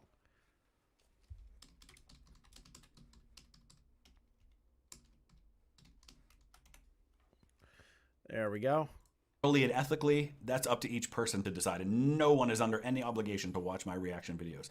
If you don't like reaction videos, don't watch reaction channels. Simple as that. It's a free country. It's an amazing world where there's a ton of incredible content out there. You don't have to watch anything you don't want to, and that's what I love about this, right? Will I be reacting to his videos in the future? No, I won't. Just personally, as a matter of course. Thank you for the re-membership. Because of all of this, you know what? I've got better things to do. And I've had people tell me, hey, I never would have discovered his channel if it weren't for your reaction videos. And I hope that's the case with a lot of fantastic content creators out there, that I can become kind of this gathering point where people can learn about other channels. He doesn't need my help with that. He's got almost 6 million subscribers. So his channel's not going to be made or broken by what I do. Yeah, either way. It's a but fair I just wanted point. to give you that background and let you know what's going on with all of this. And just again to say thank you to all of my friends, Yarn Hub, Armchair Historian, Mr. Terry, History Underground, just a few of the Mr. Beat, just a few of the people who have reached out to me either publicly or privately to show their support for what I'm doing. And I'm grateful for the support of every single one of you on this channel. So what you choose to do from this, I'm not issuing any kind of a call to action with any of this. I'm not asking our community to go on the attack and go after CGP Grey. I don't want us to be about that. If you choose to post about this and to make your feelings known, by all means do that. You have every right to do that. But I want our community to be about supporting each other, about learning history together. That's why I constantly say I don't care what your background is, I don't care what country you're from, what language you speak, what religion you have or don't have, what your political preferences are. We're here because we love history, and we get to share that love and we get to learn together. So I'm not asking anybody to like be up in arms over this. And my understanding is you wouldn't be able to comment on his videos anyway because he's set up a system where he has to approve all those comments. But did you hear that vlogging is like, please do not harass anybody. That's not our community. We just love history. This is like this.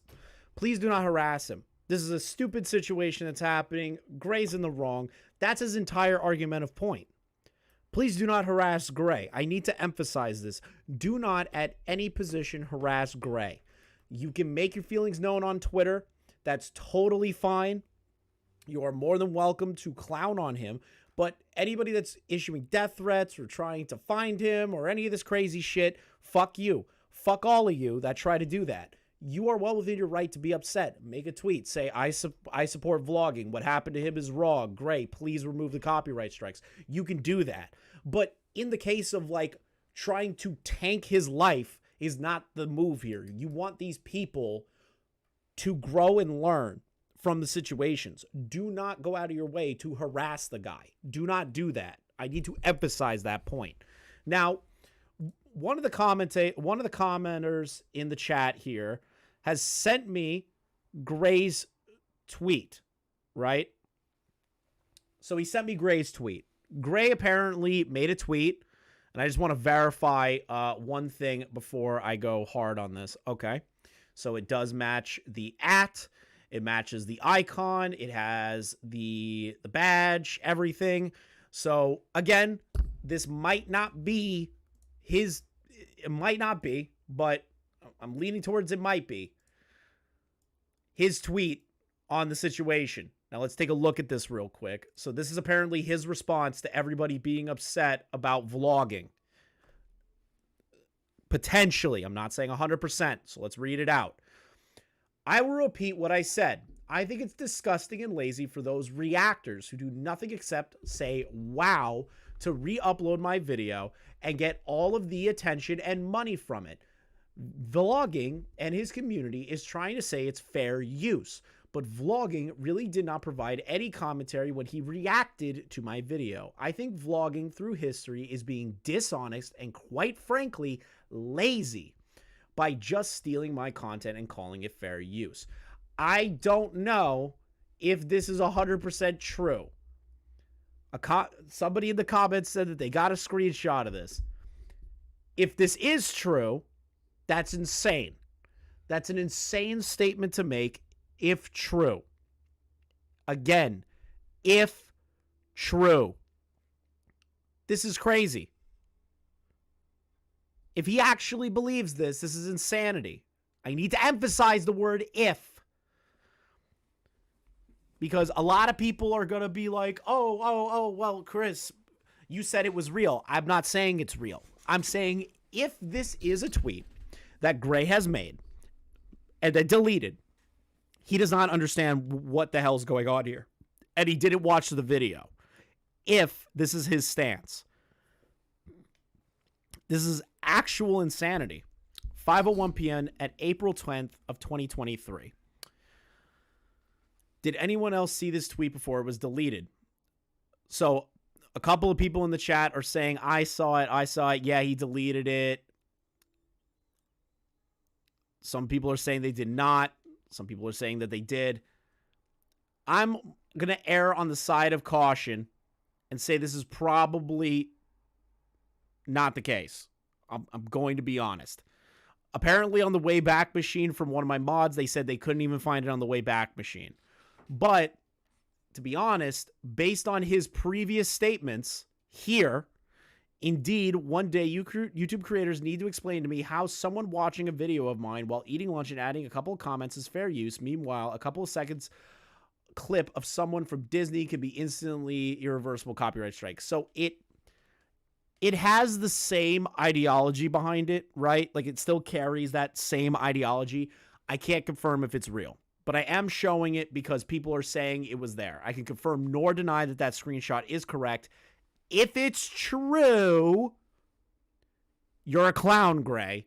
If it's not true, I am issuing an apology to you directly. If it is not true, and it's probably not.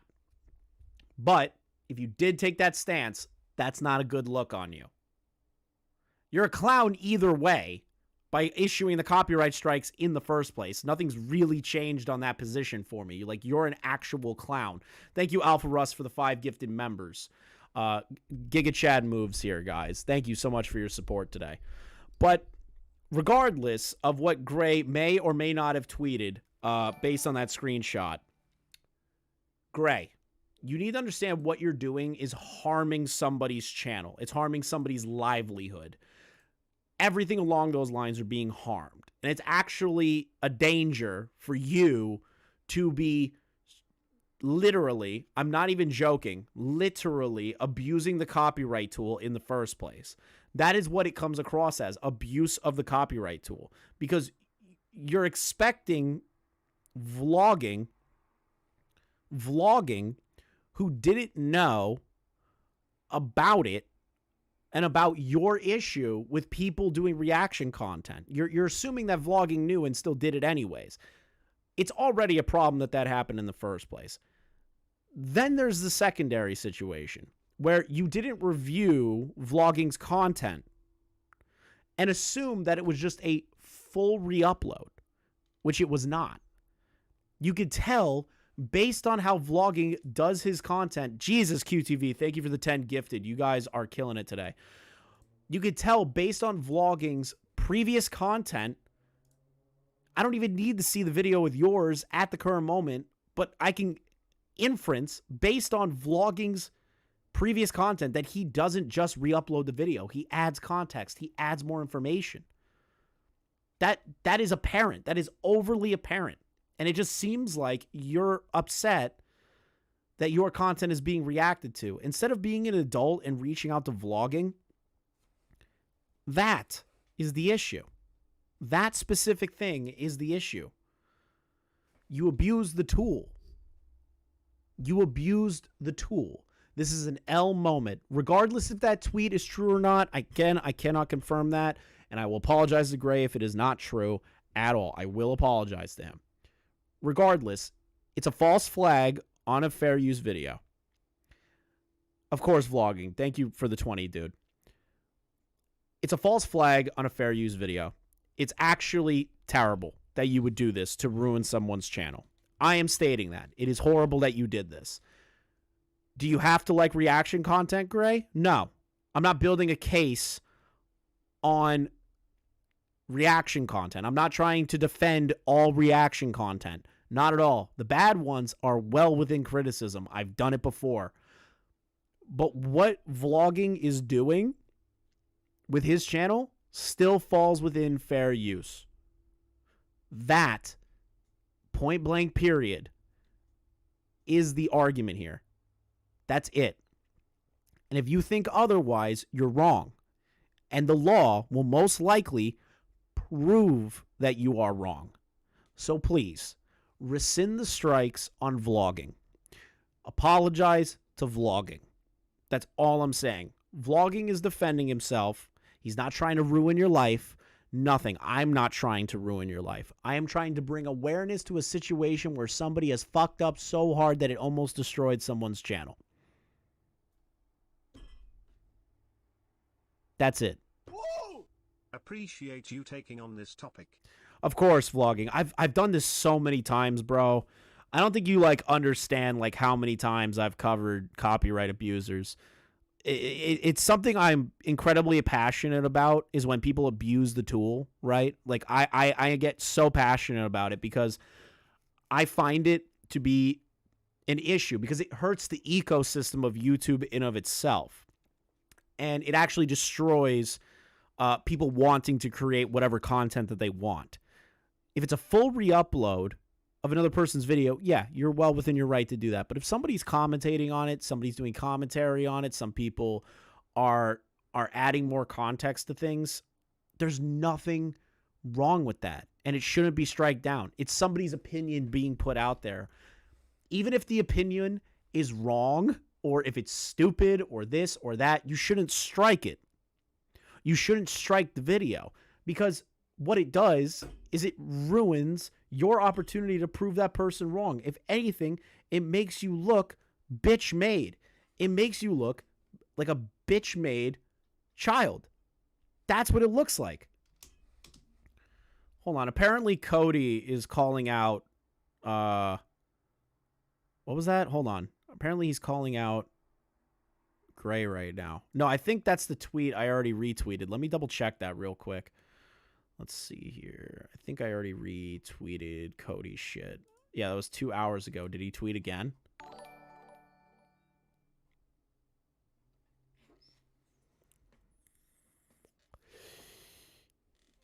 Alternate history hub is Cody. Yeah, I know who Cody is. Yeah, I already retweeted this. Yeah, even larger channels like Cody, alternate history hub has been calling out Gray. Armchair historians calling out Gray. You have some of the commentary community calling out Gray. I want to give another shout out to Diesel Patches, fucking Giga Chad, million sub channel on top of this stuff. Without him, I wouldn't have been aware of this in the first place. So big shout out to Diesel Patches on that one. But my point still stands. Gray needs to apologize, rescind the copyright strikes, and move on. He needs to understand that what Gray is doing, I mean, what what vlogging is doing is fair use. Or go to court about it. I don't want him to go to court because I would screw vlogging over, and I doubt he has the money to fight an entire fucking case like the H3H3 lawsuit. And the only reason that even got to where it got is because the whole community of YouTube, I'm talking all genres, came together and paid money for this. I don't think that's going to happen again. It's sad, but it's true. That's just never going to happen. We're never going to get to that point again. And I don't think vlogging has the time nor the money to do that. So the best case scenario is that Gray understands why the community is mad, that what vlogging is doing is fair use, and that he respects your wish not to be reacted to now that he knows. Now that he knows not to do that ever again. You went about it in the most destructive way possible, but he gets the point. So let it go. Rescind the claim. Rescind the strike. Seriously, like rescind it, like off the bat. Stop putting this out. Has Gray responded to any of this? Allegedly through a tweet, but I can confirm nor deny that tweet is true. So this is the problem. I find that you need to actually see an original video to watch along with vlogging to keep up with the commentary. He truly adds content to the content. Yeah, we've already done that. It's absolute insanity that it's reached this point. And I feel terrible that vlogging has to deal with this. Especially, it's a very stressful thing that you have to deal with. It's a very stressful situation. Nobody wants this.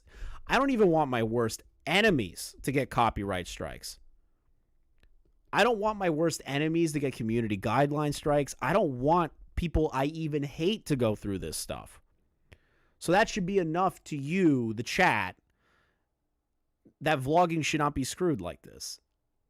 And that copyright striking channels that don't do full rip-off re-uploads should be left alone. They're drawing more information to that. That's the issue. So please, rescind the strikes. Rescind the strikes. Also, apparently it's a fake Diesel Patches that is on Twitter. I guess I'm retarded. I thought that was Diesel. I thought that was Diesel Patches. Oh God, I'm so stupid. His Twitter is Petrol Patches. Doesn't matter. It still helped me. Thank you to that random Twitter account. So please, rescind the strike. Just rescind it. Through and through. I can't stress that enough. YouTube, you need to fix the copyright ID tool. I can't keep dealing with this bullshit. I really can't. You guys are going to age me like 40 years.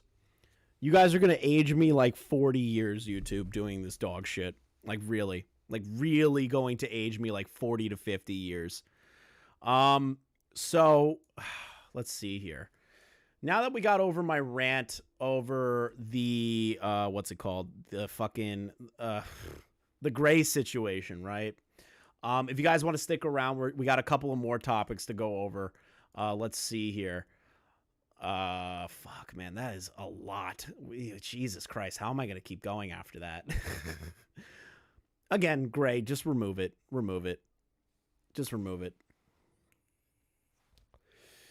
Jesus. So, yeah, I'm gonna lose my mind.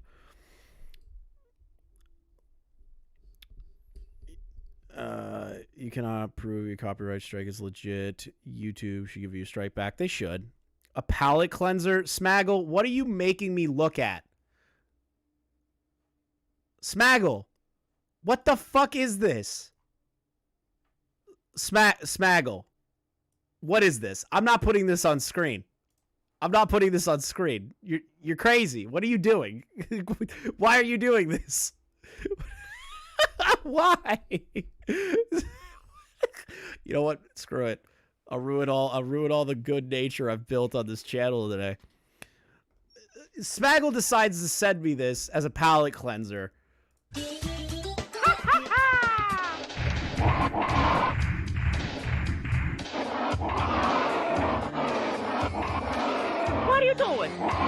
I can't believe I just showed that. I can't believe I just showed that. Why did I do that? Why did I do that? Why did I show that? Why did I show that? What is wrong with me? What is wrong with me? I have like actual brain rot that I just did that. Literally, we did a whole rant helping vlogging and getting his voice out there more, and then I just play that. Why did I do that? Why did I do that? Why did I do that? Oh, God. Oh, God. I want to thank everybody who came out into support for vlogging. If you don't want to stick around, that's totally fine. I have no ill will towards that.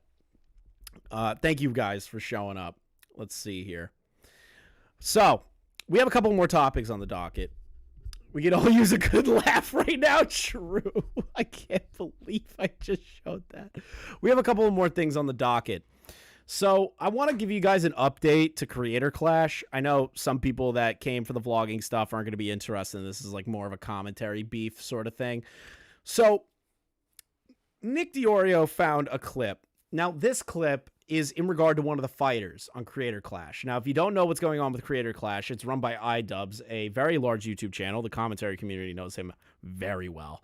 Now, the situation being, though, is this person, this fighter, is talking shit on Froggy Fresh. Now, Froggy Fresh actually was removed from the card because of a joke that he made towards iDubbbz's wife. For her OnlyFans, where he said to Chris Raygun, the fighter he was going to fight, is what's the word I'm looking for here? If he loses, he is going to subscribe to Anissa's OnlyFans. So this situation escalated because Sam Hyde, if you don't know who Sam Hyde is, he's like a troll, he's a comedian, been known around the game for years, and Sam Hyde and iDubbbz don't like each other. I don't have enough time to go into why they don't like each other. Just know that they fucking hate each other. And Froggy went to go train with Sam, much like Harley of Epic Mealtime went to train with Sam for the first Creator Clash. Froggy makes a joke about Anissa's OnlyFans and then gets into a fight with Anissa's mom on Twitter, prompting Creator Clash to kick Froggy from the event in of itself. So Harley from Epic Mealtime has been going around arguing with every single person that has an issue with Froggy being removed, right? We've already established that part. So a fighter comes out to defend the decision to remove Froggy. So Nick starts off the tweet with, "It's crazy how Creator Clash fighters who don't represent the event continue to come out and drop exact numbers to defend Anissa and Ian dropping Froggy Fresh, who used to be known as Krispy Kreme." If you don't know Krispy Kreme, the song Baddest of Them All, and if you're a YouTube OG, you know that song. And if you pretend that you don't, you're out of your goddamn mind. Now, they're trying to make it sound like Froggy is stealing from charity because the community wants Froggy back. So this girl apparently is saying that because Froggy, this whole drama with Froggy that Creator Clash did to themselves is taking away from charity. And Froggy is stealing the money. But that document is not litigation and it's not them trying to sue him. Essentially, Tyler, Froggy Fresh, was given $15,000 for training purposes. And for the record, I was not given that money. I don't know if anyone else was. I think it was effectively like a financial aid for him specifically because I guess he requested it. I'm not entirely sure how that went down because he needed the help paying for training. Can I say something? Why are these people coming out and talking on behalf of the event?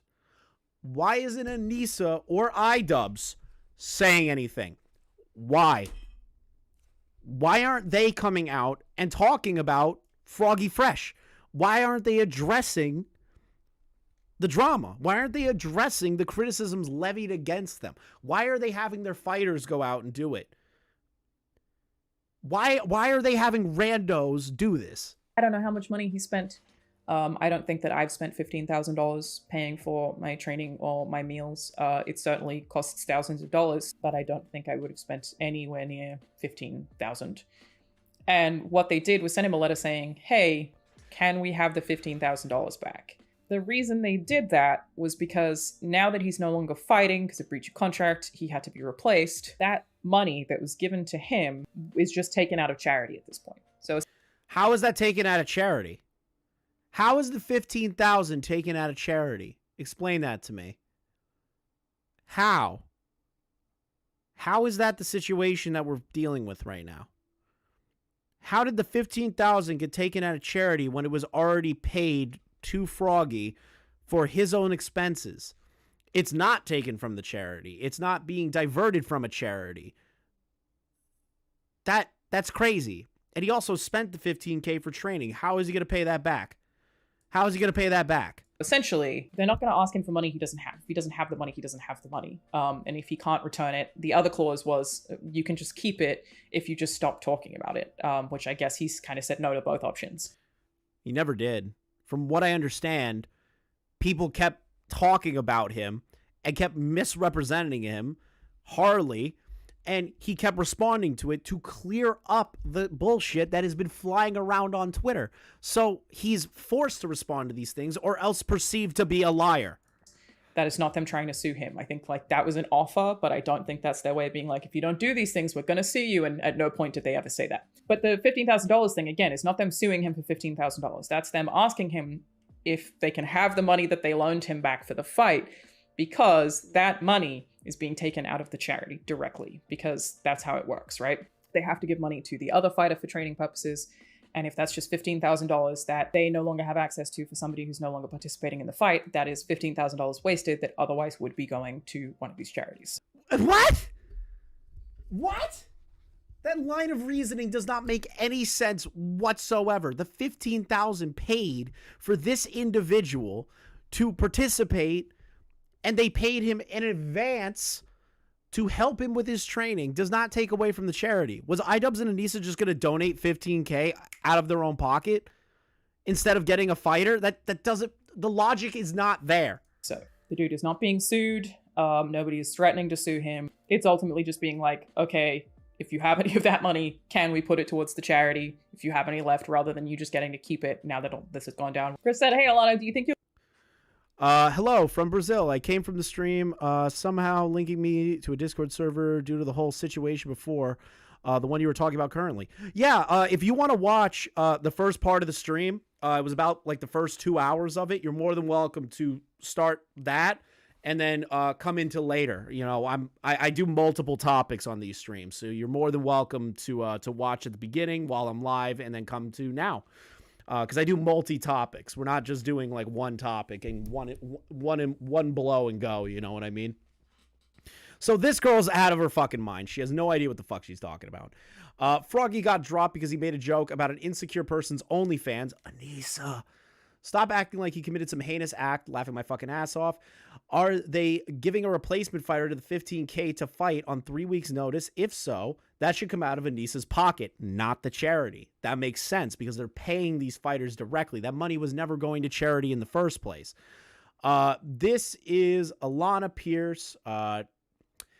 It's just fucking hilarious watching these total losers make OnlyFans jokes sound like he assaulted someone on the street. All these people are completely disgusting, and you should cancel your tickets to the event. That's kind of fair from yeah, I mean, I don't want to talk about this too much. There are a lot of people already talking about this a lot. And then why are you talking about it? Obviously, while I am currently contracted to Creator Clash to perform a service for them, I do not represent Creator Clash. I'm not a PR spokesperson. Then why are you talking?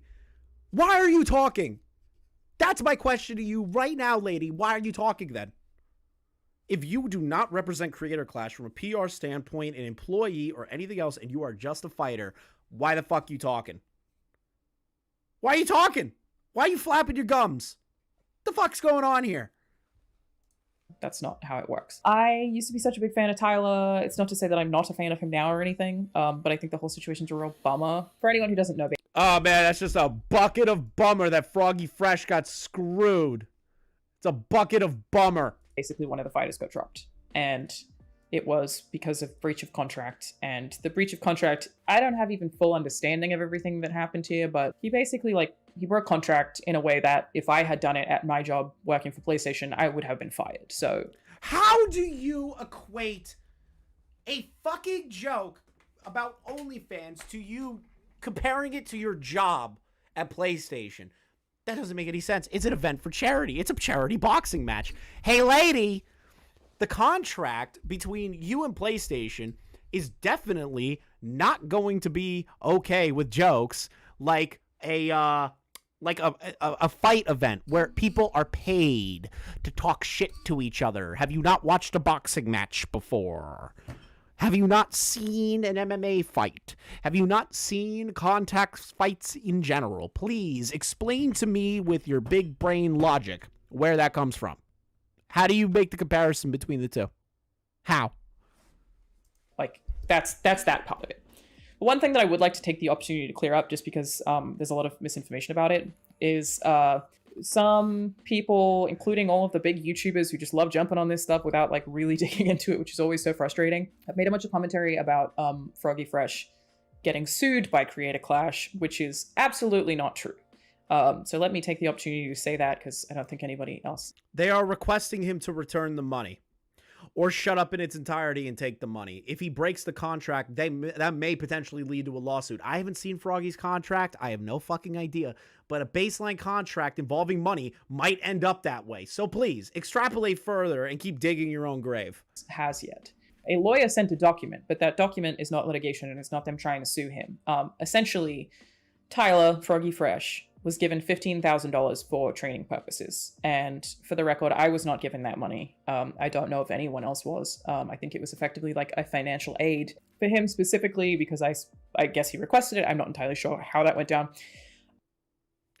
The tweet of CGP you cited has more characters than the Twitter limit, hence it is fake. That's not necessarily true because Twitter has extended that. They've extended that. With Twitter Blue, you can extend that with a legacy check mark. I'm not saying it's true or false. I'm just saying your interpretation of it is incorrect. Just putting it out there. I even said if it's not true, it's not true. If it's true, it's true. Like I've already said that. With Twitter Blue, you're allowed to exceed the regular mark. That Elon literally made that update a few months ago. So after all this comes out, right? This whole shit show of a conversation that this lady just does not understand, right? And she's just speaking out of her ass. Froggy makes a pretty damning tweet that kind of exposes Creator Clash a little bit. But I'll let Bowblax kind of explain that a little bit more. Elena Pierce is misinforming the public, saying that I'm taking money off the table for charity. Okay? The money I used to train was an advance on my purse. It's an advance on his purse. Keep that in mind, Chad. Keep that in mind. Remember, Creator Clash is all for charity. There's necessarily people were under the assumption that it's all for charity and that not a lot of people were getting paid. So where's the idea of the purse coming from? It had nothing to do with the charity organizations. All the fighters are receiving a purse to fight. That money was an advance on that purse. It was coming out of my purse. That's it. So I would have a smaller purse on fight night. That's it. Now what I'm willing to do to show you how dedicated I am to charity, I'm willing to donate the rest of my purse to charity, as well as my portion of profits from ticket sales and pay-per-views. Wait a minute. Froggy not only gets a purse, but do the fighters get a portion of the pay-per-view sales as well? So there's money to be made doing Creator Clash and the charity aspect, but they've been pushing the charity aspect the whole time. It's kind of marketed as a charity boxing event. Why do the fighters get a cut of the pay-per-view? I don't care about the purse, more or less. I don't care about you getting a purse. I don't care.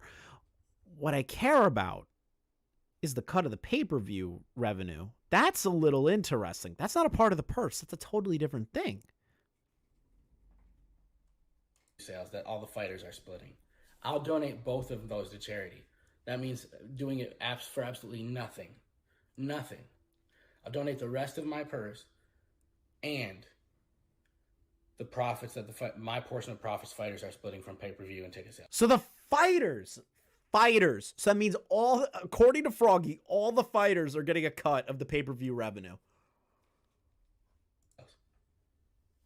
Will any other fighter do that? Because I'll do that. And JDN wants to put up 100K. Take the money for charity. That's a little interesting. It's a little interesting. That's an interesting situation. Thank you for the follow on Twitch. I do my live streams there that are a little bit low-key. I might be switching to Kick. I'm not sure yet.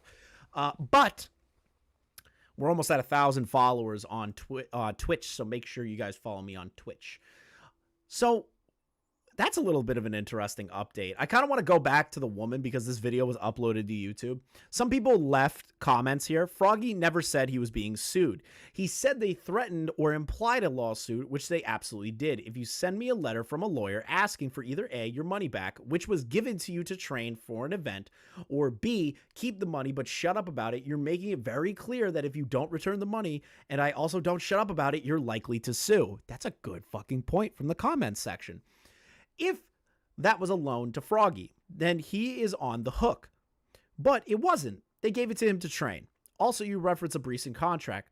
But how did he breach the contract? Harley posted a contract on his Twitter and said, degrading the event. If joking about Anissa's OnlyFans is degrading, then isn't having one far more degrading? This one's kind of like a gotcha moment on the logical scale.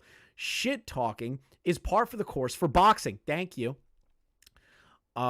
It's part of marketing. If iDubbbz and Anissa had two brain cells to rub together, they would have capitalized on any beef that got started to promote the event and hype things up. That is true.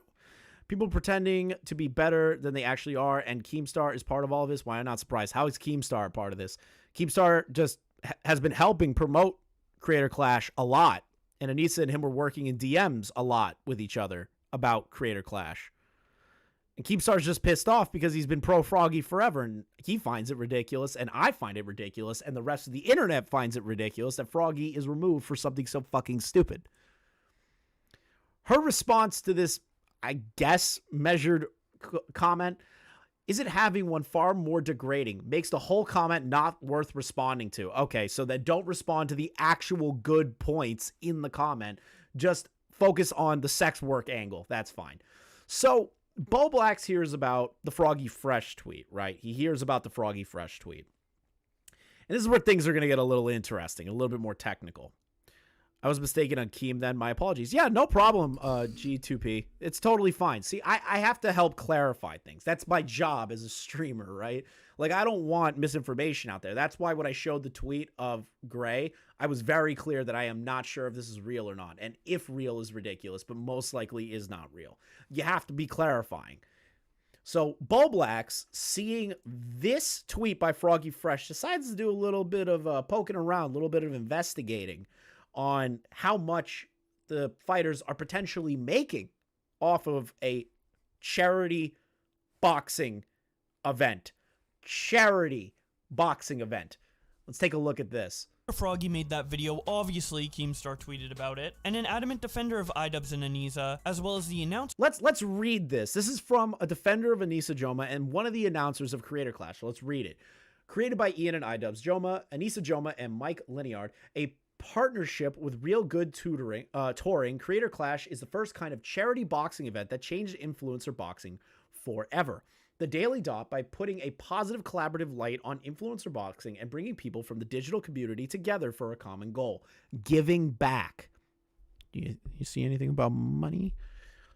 Creator Clash 2 will once again be bringing together well-known digital creators and entertainers across gaming, animation, tech, dancing, finance, cuisine, comedy, sports, and more for the must-see boxing event of the year, with all net profits going to charity. Notice that the all net profits is underlined significantly on this. For Creator Clash, Akinola, responded to Keemstar, confirming what Froggy Fresh claimed by sharing the detail that all net profits are going to charity, meaning that only once the revenue from Creator Clash passes the threshold to break even for whatever they paid the creators to fight, as well as any other operational costs, only then any extra money will go to the charities, which is a far different outcome than what was promoted by both iDubbbz and all of the creators involved in the event. Not only are they getting paid an initial amount to fight for IDubbbz's event that is for them and not for charities, but they also get a percentage of the pay-per-view money all the way up until that pay-per-view revenue is considered to be breaking even, which is... So the thing is, and Bowblax's argument here is that how it's been marketed is showing that it was a charity boxing event with proceeds going from the event to the charities. Now, I understand that there are operating costs, just like Bowblax said. There are operating costs to an event, right? And I don't even really have an issue with them paying, like, if the money is being used through pay-per-view and everything to pay the fighters directly, right? Like, literally the purse. Like, hey, whatever we make on this that, you know, that will help pay whatever, that's fine. But they're getting a purse and the proceeds. That's a little bit more. And then on top of that, there's the aspect that Creator Clash has been a for charity boxing event. For charity. Now, I understand, again, you have to exceed operating costs to be able to donate the rest to charity. It's still a little crazy to me that these fighters are getting paid a pretty large chunk of change when Bowblax goes over. Cool, I think they should be paid for their work, but then they would be raising money for charity in addition to getting paid to fight, rather than what they are implying, which is that they are fighting only for charity. This is so cool and exciting, and it's all for charity, of course. I'm such a big proponent of... It's all for... Do you hear the words? It's all for charity? I think that's the issue, is that all of these people keep trying to push that it's all for charity, but they get something out of it. That's not all for charity then. Doing things for charity, it's a big thing that drives my entire online experience. A fighter got fired for breaching his contract. Would I have fired him? Irrelevant. Would you have kept him? Irrelevant. Are they allowed to fire him? Yes, absolutely. So what happened? You're going to turn on charities? Yeah, I'm boxing for charity. It's a good cause and it's going down no matter what. Oh, you're going to pirate a charity event? Then I'll see you in hell. It's not ego. It's not about that. It's about the charity that I'm fundraising for, so. And all this raw entertainment had one purpose in mind. It's one of the few things that I've done that's not driven by... Well, thank you, G2P. I appreciate that. Make sure you like and sub, bro. And if you become a member, I do members-only streams. I take care of my guys that help out with the channel. Money. I love that. This is for a good cause. We're here because of some great charities that I know you wanted to talk about. Yeah. None of this was to put money in anyone's pocket. It was to put... None of this was to be put in anybody's pocket. None of it. Did you hear that? Did you hear that? None of it was to be put in anybody's pocket.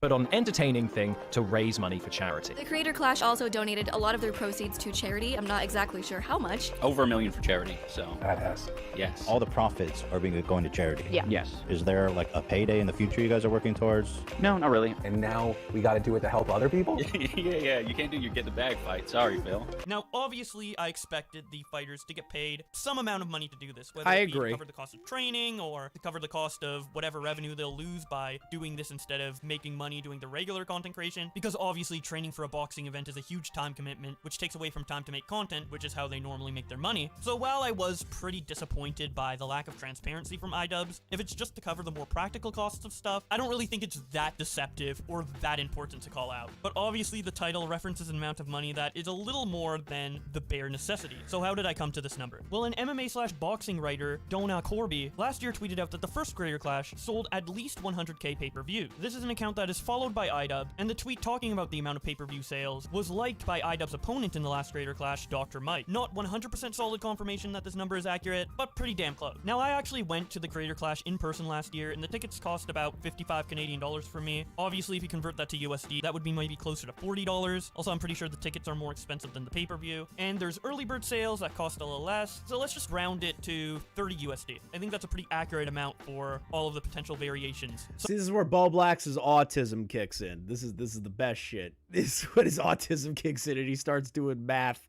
So by doing simple math, we can times 30 by 100,000 and come out with an amount of $3 million. Now, if you were paying attention earlier in the video, to when I showed the trailer for Creator Clash, iDub showed a tweet where Creator Clash announced that they raised $1.3 million for charity. And with the total proceeds of Creator Clash 1 being at least $3 million, that means that the leftover amount that they paid for operational costs and the fighters is approximately $1.7 million. And again, this number is on the lower side, as we know over 100,000 pay-per-views were sold, we just don't know the exact amount, so this is the lowball minimum estimate. Now, obviously, that amount is also going to operational costs, not just the fighters, but I can't imagine those extra operational costs being that much, considering that Creator Clash 1 was held in Yulang Center, which had a capacity of 10K, and a venue like that would probably cost maybe 20K. The largest scale venues, namely arenas, which may hold tens of thousands of people, can be rented for roughly 20K per night. Something like an amphitheater will average close to 100K per night, and 5 or 6 hour evening at a small venue like a night, like a club, might be something at 50K on average. That's not a lot of money to rent out a stadium. I thought it was going to cost way more to rent out a stadium, if I'm being perfectly honest. I expected it to at least be like 50 or 70K, not 20. To rent out for the night, potentially more, even if we round it all the way up to 100K in operational costs, and then stack up another 100K for hiring the commentators or the announcer or security or anything else other than the fighters. That still leaves 1.5 million to split amongst the 24 fighters, meaning that each fighter is personally making within the ballpark of $60,000 that is just for them and not going to charity at all, which sounds $60,000. Jesus Christ, Bowblax. Quite a bit different than the image iDub showed in his latest Creator Clash 2 video, where he tries to brag that his event is better than other influencer boxing events because all of the profit goes to charity. When that's not the case, all of the profit goes to charity and to the fighters who get paid to be in your charity boxing event. I don't know how iDubbbz and the rest of the Creator Clash fighters can be like, hey, we're better than these other events. We're actually doing it for charity. We're doing it for a good cause. We don't care about getting the bag, getting a good payday. It's all just for the kids with cancer. Then at the same time, these creators get paid thousands of dollars to do this event. Again, I don't have an issue with them making money off of doing months of work to put on a great event for us all to watch. That also helps to go to a good cause, with some of the proceeds going to charity. But you can't claim to be better than other events just because the organization you're working for donates some of their money to charity. That's like being a McDonald's employee and bragging that you're better than the Wendy's employee because all of McDonald's cookie sales go to charitable causes. Okay, some of the money that McDonald's makes goes to a good cause, but you're still being paid the same amount as that Wendy's employee. So you're not really better than them. You're still working. That's actually a fair point, because he did say the event's better because all proceeds get donated to charity. Bowblax does make a good analogy where it's like, yeah, it's like saying you're better than the Wendy's employee just because the Ronald McDonald Fund sends more money than the other companies. That's a pretty decent analogy based on the situation. And getting paid 62 fucking K based on Bowblax's figures is kind of insane. It's kind of crazy. That's a lot of money. I know it's not like a lot compared to most boxers. Like I'm pretty sure Harley said he declined a 150K boxing contract with Keem. I think it was 150 to 120K. So he took the lower end amount, but still, that's still really weird.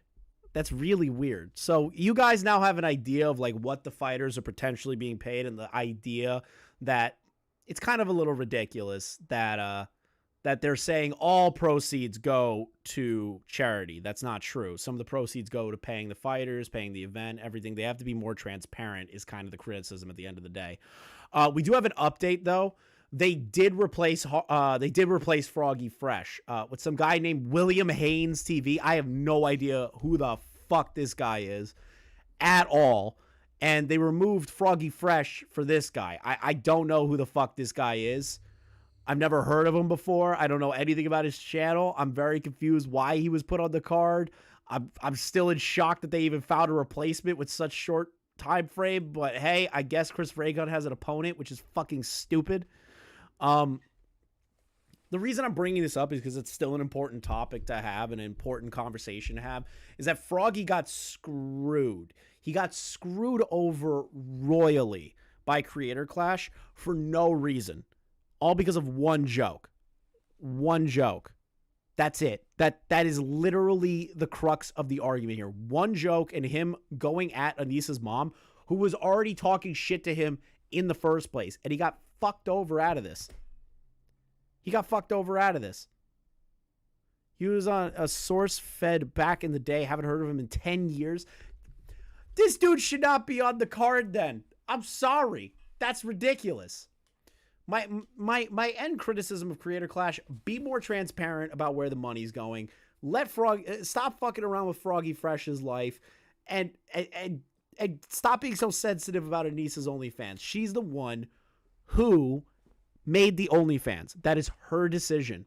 And if you even said, iDubbbz, in your video about the OnlyFans, you don't care if people make jokes about the OnlyFans. You don't care if people rag on them for the OnlyFans. It's no big deal because you guys are jerking off to my girlfriend, but I get to sleep with her is essentially what you said. So please, iDubbbz, the next time you run this thing, don't fuck people out of the event due to jokes because you're butthurt that Sam Hyde is involved somehow. All right. Last topic. Holy shit. We've been going for a while, boys. Last topic. We're finally getting into the other thing that I'm talking about in the title. The last thing that we're talking about. Now, I assume that you guys know who Ninja is, right? Fortnite extraordinaire streamer. One of Twitch's golden boys for a long time. Went to Mixer. That failed. Now he's a free agent streaming wherever the fuck he wants. You guys know who Ninja is, right? Like, I don't have to explain who Ninja is to all you people. And if I do, you are so out of touch. You are so out of touch. So I was not aware of this situation until I saw Drama Alert tweet about this, and then I saw Red Fox Com run by Augie and Connor talk about this situation. And I kind of want to look at it live with you guys because I'm finding it very, very intriguing. So let's start off with building up what happened, right here. So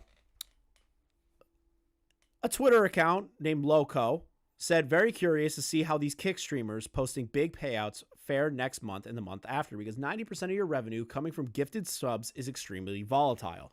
That is literally, I'm not even joking, a fair criticism of Kick. If you don't know, Kick is the new competitor to Twitch, and it's a new competitor to YouTube on live streaming. And it's run by a gambling company known as Stake, and some of the co-owners are Twitch streamers, much like Trainwrecks. So right now, Kick is like this big alt platform that's going right now, and everybody's excited about it, and they only take 5% of the revenue split. Now, if you don't know, with YouTube, there is a 70% revenue split that goes to the creator, 30% that goes to YouTube. On Twitch, it's 50-50. And a lot of contracts suck. It doesn't cost that much to do that. And YouTube honestly shouldn't be taking 30. They should be taking like 10, maybe even 5 like Kick. But I digress. That's my personal issue with the company. But anyways, people are criticizing Kick and people that are excited for it. And people are just like, hey, pump the brakes. Like, don't get super excited. All this is like gifted memberships and gifted subs because everyone's posting I made $30,000 in 1 month on Kick compared to what I used to do on Twitch. But like they said, most of those are gifted memberships. It's a fair criticism. Ninja jumps in. Been looking at this constantly. Every single streamer posting the revenue, 99% of subs are gifted. It does a great job showing the possibility of how much can be made, but it's incredibly unstable. Lots of reality checks are about to happen. Again, fair criticism. I think it's a fair criticism. Now we get into this guy, the Action Man. The Action Man is a quasi-friend of Ninja, and how else do I word this? And a fan of Ninja. He knows Ninja's brother. And this is kind of like a weird situation that happened. Let's see here. So this situation happens, right? So this person quote tweets Ninja, and Action Man just says, honestly, as someone who used to look up to Ninja, this dev hurts my feelings to read, and I'm wondering what he meant by it. Because Action Man streams on Kick. He took it a little personally, which, whatever, no big deal. The thing is, though, is that Drama Alert tweets this out. Action Man has called out Ninja after Ninja's brother accused him of self-swatting and doxed Action on Ninja's stream. Let's take a listen to that. Here's the thing with Action Man, dude. It's all, every literal thing he does is an act, and he doesn't want people to know that, but it is. It's all an act. I mean, whether it is or it's not, I just think that all in that. No, I'm telling you, it's just like have some respect. I wasn't even talking shit. Like, that's the thing. I wasn't saying anything bad, right? It was literally just a criticism of Kick. Mind you, this is so fucking minor that there is no reason for what's about to happen next. Dude has swatted himself. Ninja's brother just makes an allegation that the Action Man has been swatting himself, which is insane. That is not an allegation that's normal. Now, I'm not going to play the whole clip because it talks about, like, certain things here, and it brings up where Action Man lives. I'm not somebody that wants to increase it, but Drama Alert tweeted it out, and so did the Action Man. So that information's where it is, but I don't want to say where on my channel personally because I do not like to spread that information. So Action Man tweeted out, I'm not going to show it on screen to you guys. Hey Ninja, why did your brother, Bearded Blevins, decide to claim to talk to his local police detective and lie about me swatting myself? It's one thing to not like me or what I have to say, but to claim I swat myself or my own family when you know that's a lie I completely that's a lie is completely crossing the line. You said this in front of 10,000 people and my sister and her kid living there. Why did you lie? Dox me, then put my family in danger over nothing. So the Action Man, because in that clip that I'm not going to show you in its entirety because I'm not comfortable with having that on my channel, he labels where the Action Man lives. Now, if it showed up on screen, I apologize to the Action Man. It's just, I fucked up. I apologize right off the bat. But he says where the Action Man lives. And rightfully so, the Action Man is kind of pissed off.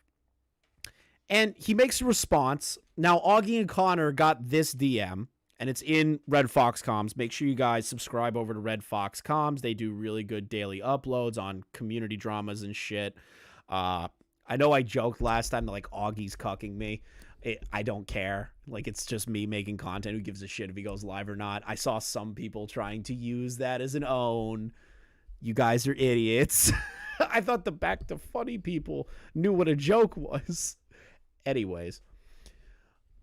Right here, Jonathan Blevins DMs Action Man. Bro, I did not intend to do that at all, bud. I could have sworn that you shared that with me on your stream. I have 3 kids. I would never dox someone. Truly sorry for that. I've been getting threats lately and know how scary that is. I could delete the VOD. For the sake of my family, please don't post. Kind of weird that he's bringing his family into it when he essentially put Action Man's family at risk. But, you know, a little column A, a little column B. So, the Action Man goes live on Kick to address the situation. And thank God he kept this VOD up because it really helps me out a little bit. So we're going to listen to how the Action Man feels. Now, I'm going to preface this. I'm not a big fan of the Action Man's content. He's done some weird shit I've been seeing clips of lately. But that doesn't change the fact that Ninja's brother revealed where he lived and used that as a talking point to levy an allegation of him falsely swatting himself, which is insane. So there's the tweet.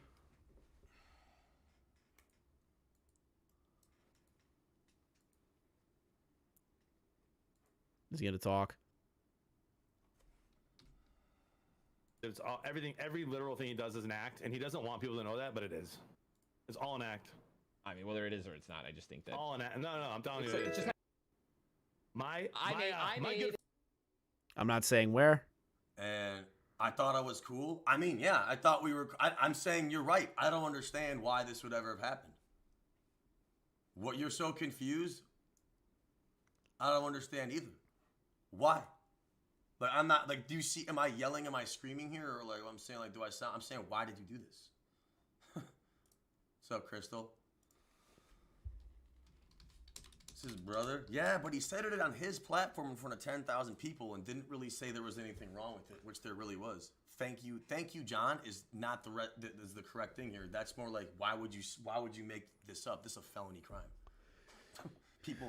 People get injured during swatting incidents. It's not funny. It's not even something you would ever want to talk about. which is fair. You never want to bring up swatting incidents whatsoever because that will draw more attention for somebody to attempt to swat you.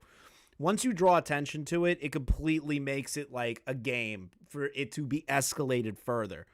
And that's like the issue a lot of streamers and content creators have, is that these people find it funny to escalate it further as it goes, you know? Like, if biggest thing to know, if you are being swatted, do not say anything about it. I'm saying, like, so if you're trying to defend this, it's all an act. How would you whether defend it is it? or it's not, I just think that. Has the VTH content striking been spoken about yet? Just checking in. Yeah, it's already been talked about. It's about 2 hour. It was at, we ended at 2 hours, so it's at the beginning of the stream. So while I'm live, you can watch the beginning of the stream and come back, or, you know, you can stick till the end and then it'll be uploaded to the channel publicly and you can watch it as many times as you feel like. No, I'm telling you. It's just like have some respect. I wasn't even talking shit. Like, that's the thing. I wasn't saying anything bad, right? Dude has swatted himself.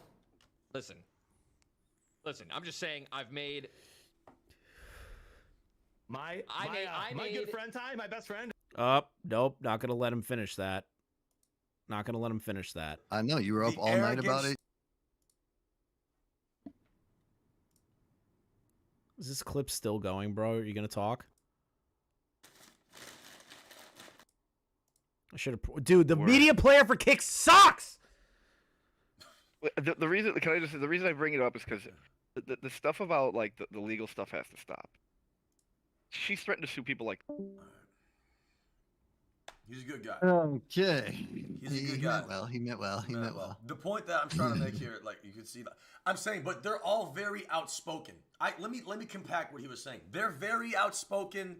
They're very confident. They try to swing their dicks right, around. I'm saying, they're but the untouchable. issue with this one, you got fucked up because now you can't defend this one. Now you made a terrible mistake and you've given away all your power. Now I'm in complete control and you can do nothing but sit here and feel stupid. Because now no one can look at the tweet and think that I'm wrong and you're right. You've made a terrible mistake. I'm saying there's nothing else to say. So, as you can tell, he's rightfully pissed. His town, where he lives, all that stuff has now been put out publicly. All because Ninja's brother decided to try and get an own on him, I guess. It's like a little bit ridiculous that Ninja's brother thinks he can get away with that. And Ninja's family, Ninja has a family. Ninja's brother has a family. Why? This is the part that I find aggravating. Why allow that to continue? Why even say that in the first place? It's like actual insanity to me. It's crazy. It's crazy that even happened in the first place. It's actual insanity. And it's a shame that Ninja's brother isn't being like held more accountable to that. And I feel Ac7ionMann is well within his right to be pissed off. I really do. I feel like he's within his right to be pissed. And I feel bad for him because being doxxed is not a fun thing. Whether that is, you know, just a basic location, a first name, anything. If you don't want that information out there, people should not put that information out there at all or reiterate it or try to use it in a joking manner. You know who I'm talking about. So my final thoughts to wrap up everything. Gray, release the copyright strikes. You're screwing over vlogging significantly. If that tweet is false, I will publicly apologize to you on Twitter and on my YouTube channel, and I will make that known to everybody. It doesn't change my argument. It doesn't change my argument at all that you, in particular, are somebody that is a little bitch made. You're an OG YouTuber and you're pulling this shit. You're bitch made. Then there is the Froggy Fresh stuff. Anissa, iDubbbz, if you're going to hold an event with people of all kinds of content creators, there are going to be edgy people. You can't pretend like these edgy people don't exist. And a joke against your OnlyFans should not count as an edgy joke. Last thing. Ninja and his brother need to formally apologize to Ac7ionMann. They need to make things right, and they need to really, at the end of the day, people need to learn that you cannot just say that kind of shit off the cuff to 10,000 people. That to me is sad. It's an abuse. That to me is sad, and it shows a lack of understanding. So I'm really saddened that Ninja and his brother did that. I want to thank everybody, before we wrap everything up here, to the over 400 people that stuck around throughout the whole segment with vlogging. I hope vlogging gets the justice that he deserves. I appreciate everybody that did come out. I appreciate the subscriptions as well. My thing that I'm going to recommend to all of you, if you do enjoy the content, make sure you like the video, share it, post it to Reddit so that people can see the situation with vlogging and how wrong Gray is. Gray is wrong. Also, another thing as a reminder, if you were gifted a membership at any point, make sure you re-up your memberships. If you wish to become a member, you can, we do members only streams. You guys are more than welcome to come out and enjoy those as well. I thank everybody that supports this channel. We are about to, my goal, thank you Soul for the 5 gifted, dude. You're awesome. We're trying to break 10,000 subscribers by my goal. My realistic goal is to break 10,000. I think we can do it by December. I really think we could break 10,000 by December and get more people in the chats, more people involved. I think we can do that. I'm very excited for the future of this channel, and I hope you guys are too. Soul Vessel, OG Soul Vessel, thank you for your generous donation, dude. Make sure you re-up the memberships.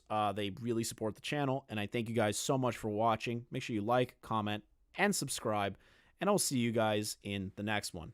Have a good night, y'all.